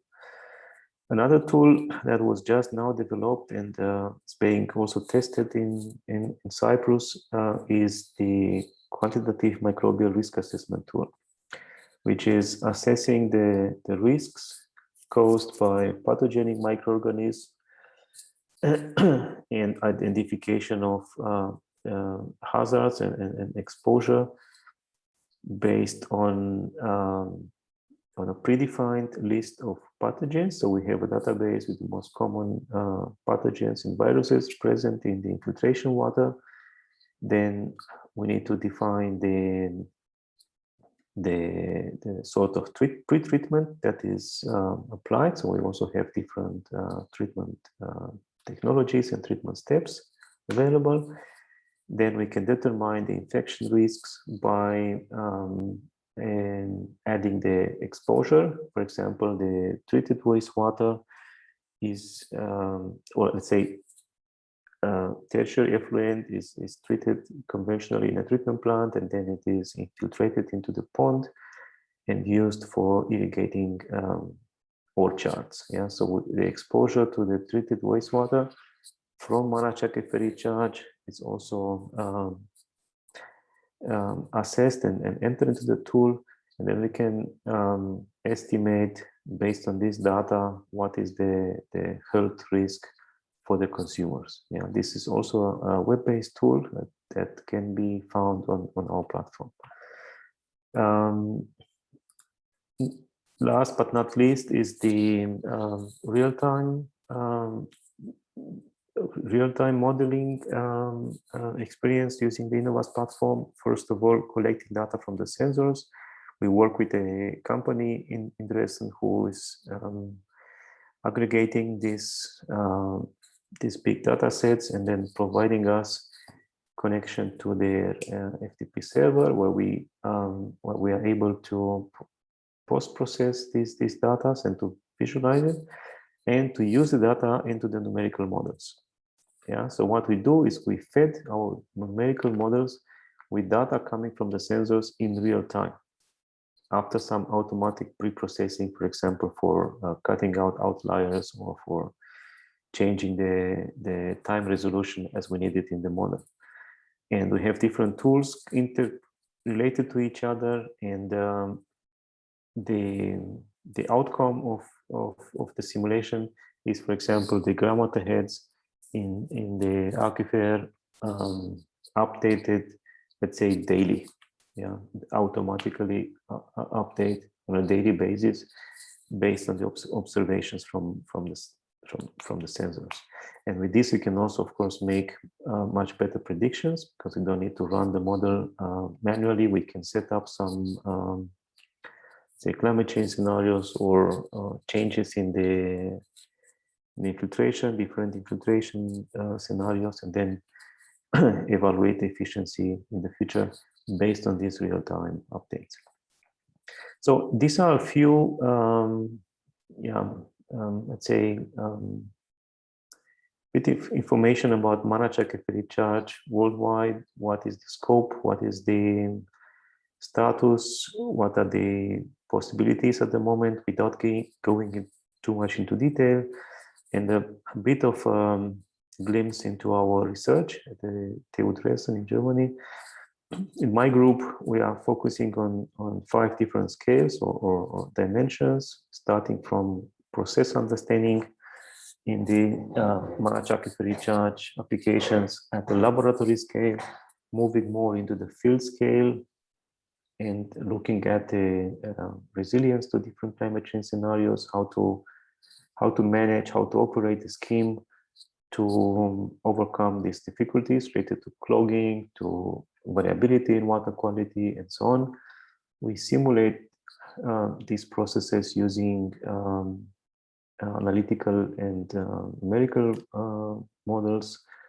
We have this sort of spatial analysis of potential locations using multi-criteria decision analysis support systems.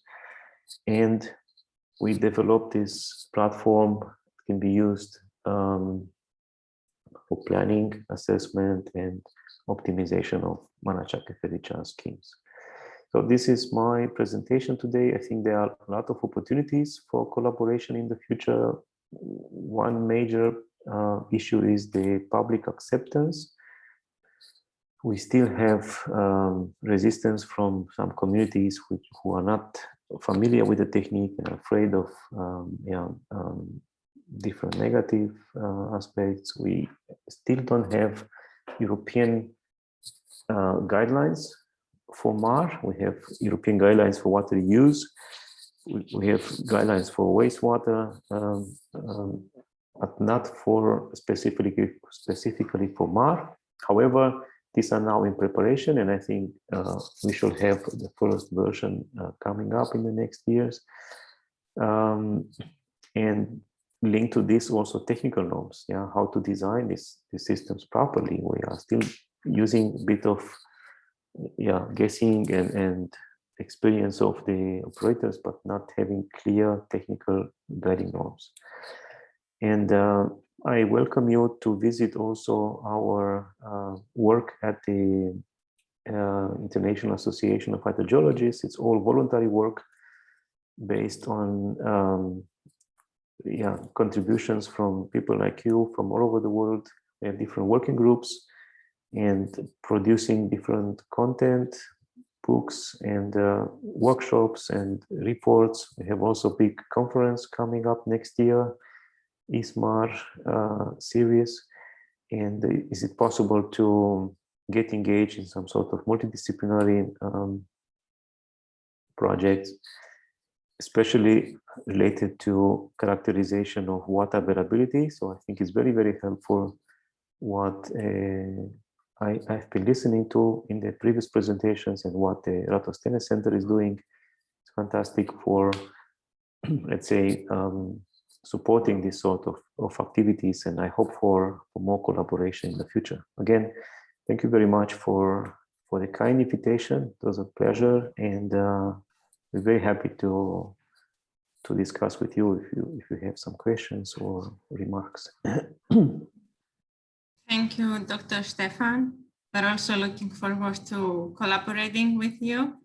Do we have any questions for Dr. Stefan? Let's give some seconds for people to type any questions, if any.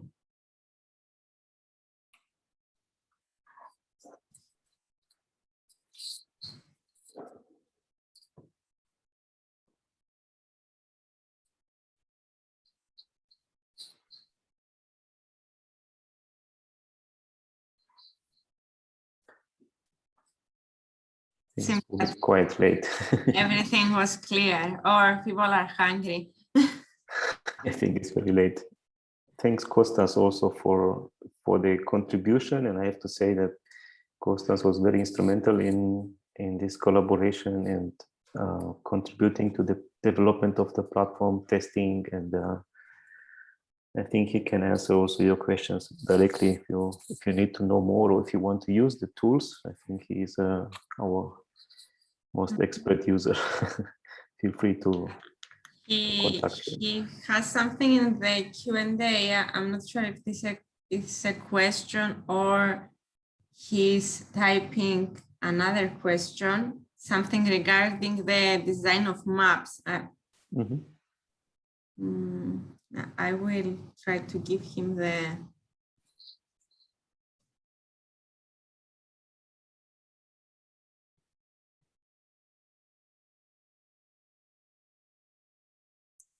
I think now we have him in the panel. If he wants to ask the question or say something.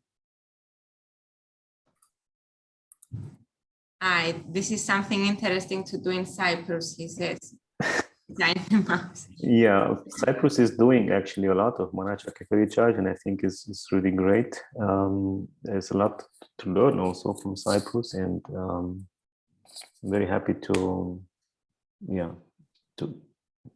have this contact with you and ERATOSTHENES Centre for future projects as well. Great. Thank you very much again, and also on behalf of the EXCELSIOR and the ERATOSTHENES Centre of Excellence team, thank you to all the speakers of today's webinar and also all the attendees that stayed with us. Our upcoming event is an invited talk we have for next week with a guest speaker from the Imperial College London. You will be informed about this via email if you subscribe to our emails, or via our social media. Today or tomorrow we will be announcing this. Thanks again, everyone, and I think at this point we can close today's webinar. Okay, thank you very much for the invitation and the very nice presentations. Thank you too. It's a pleasure to have you with us. Thank you. Bye-bye. Enjoy the rest of the day. Okay. Bye-bye. Bye.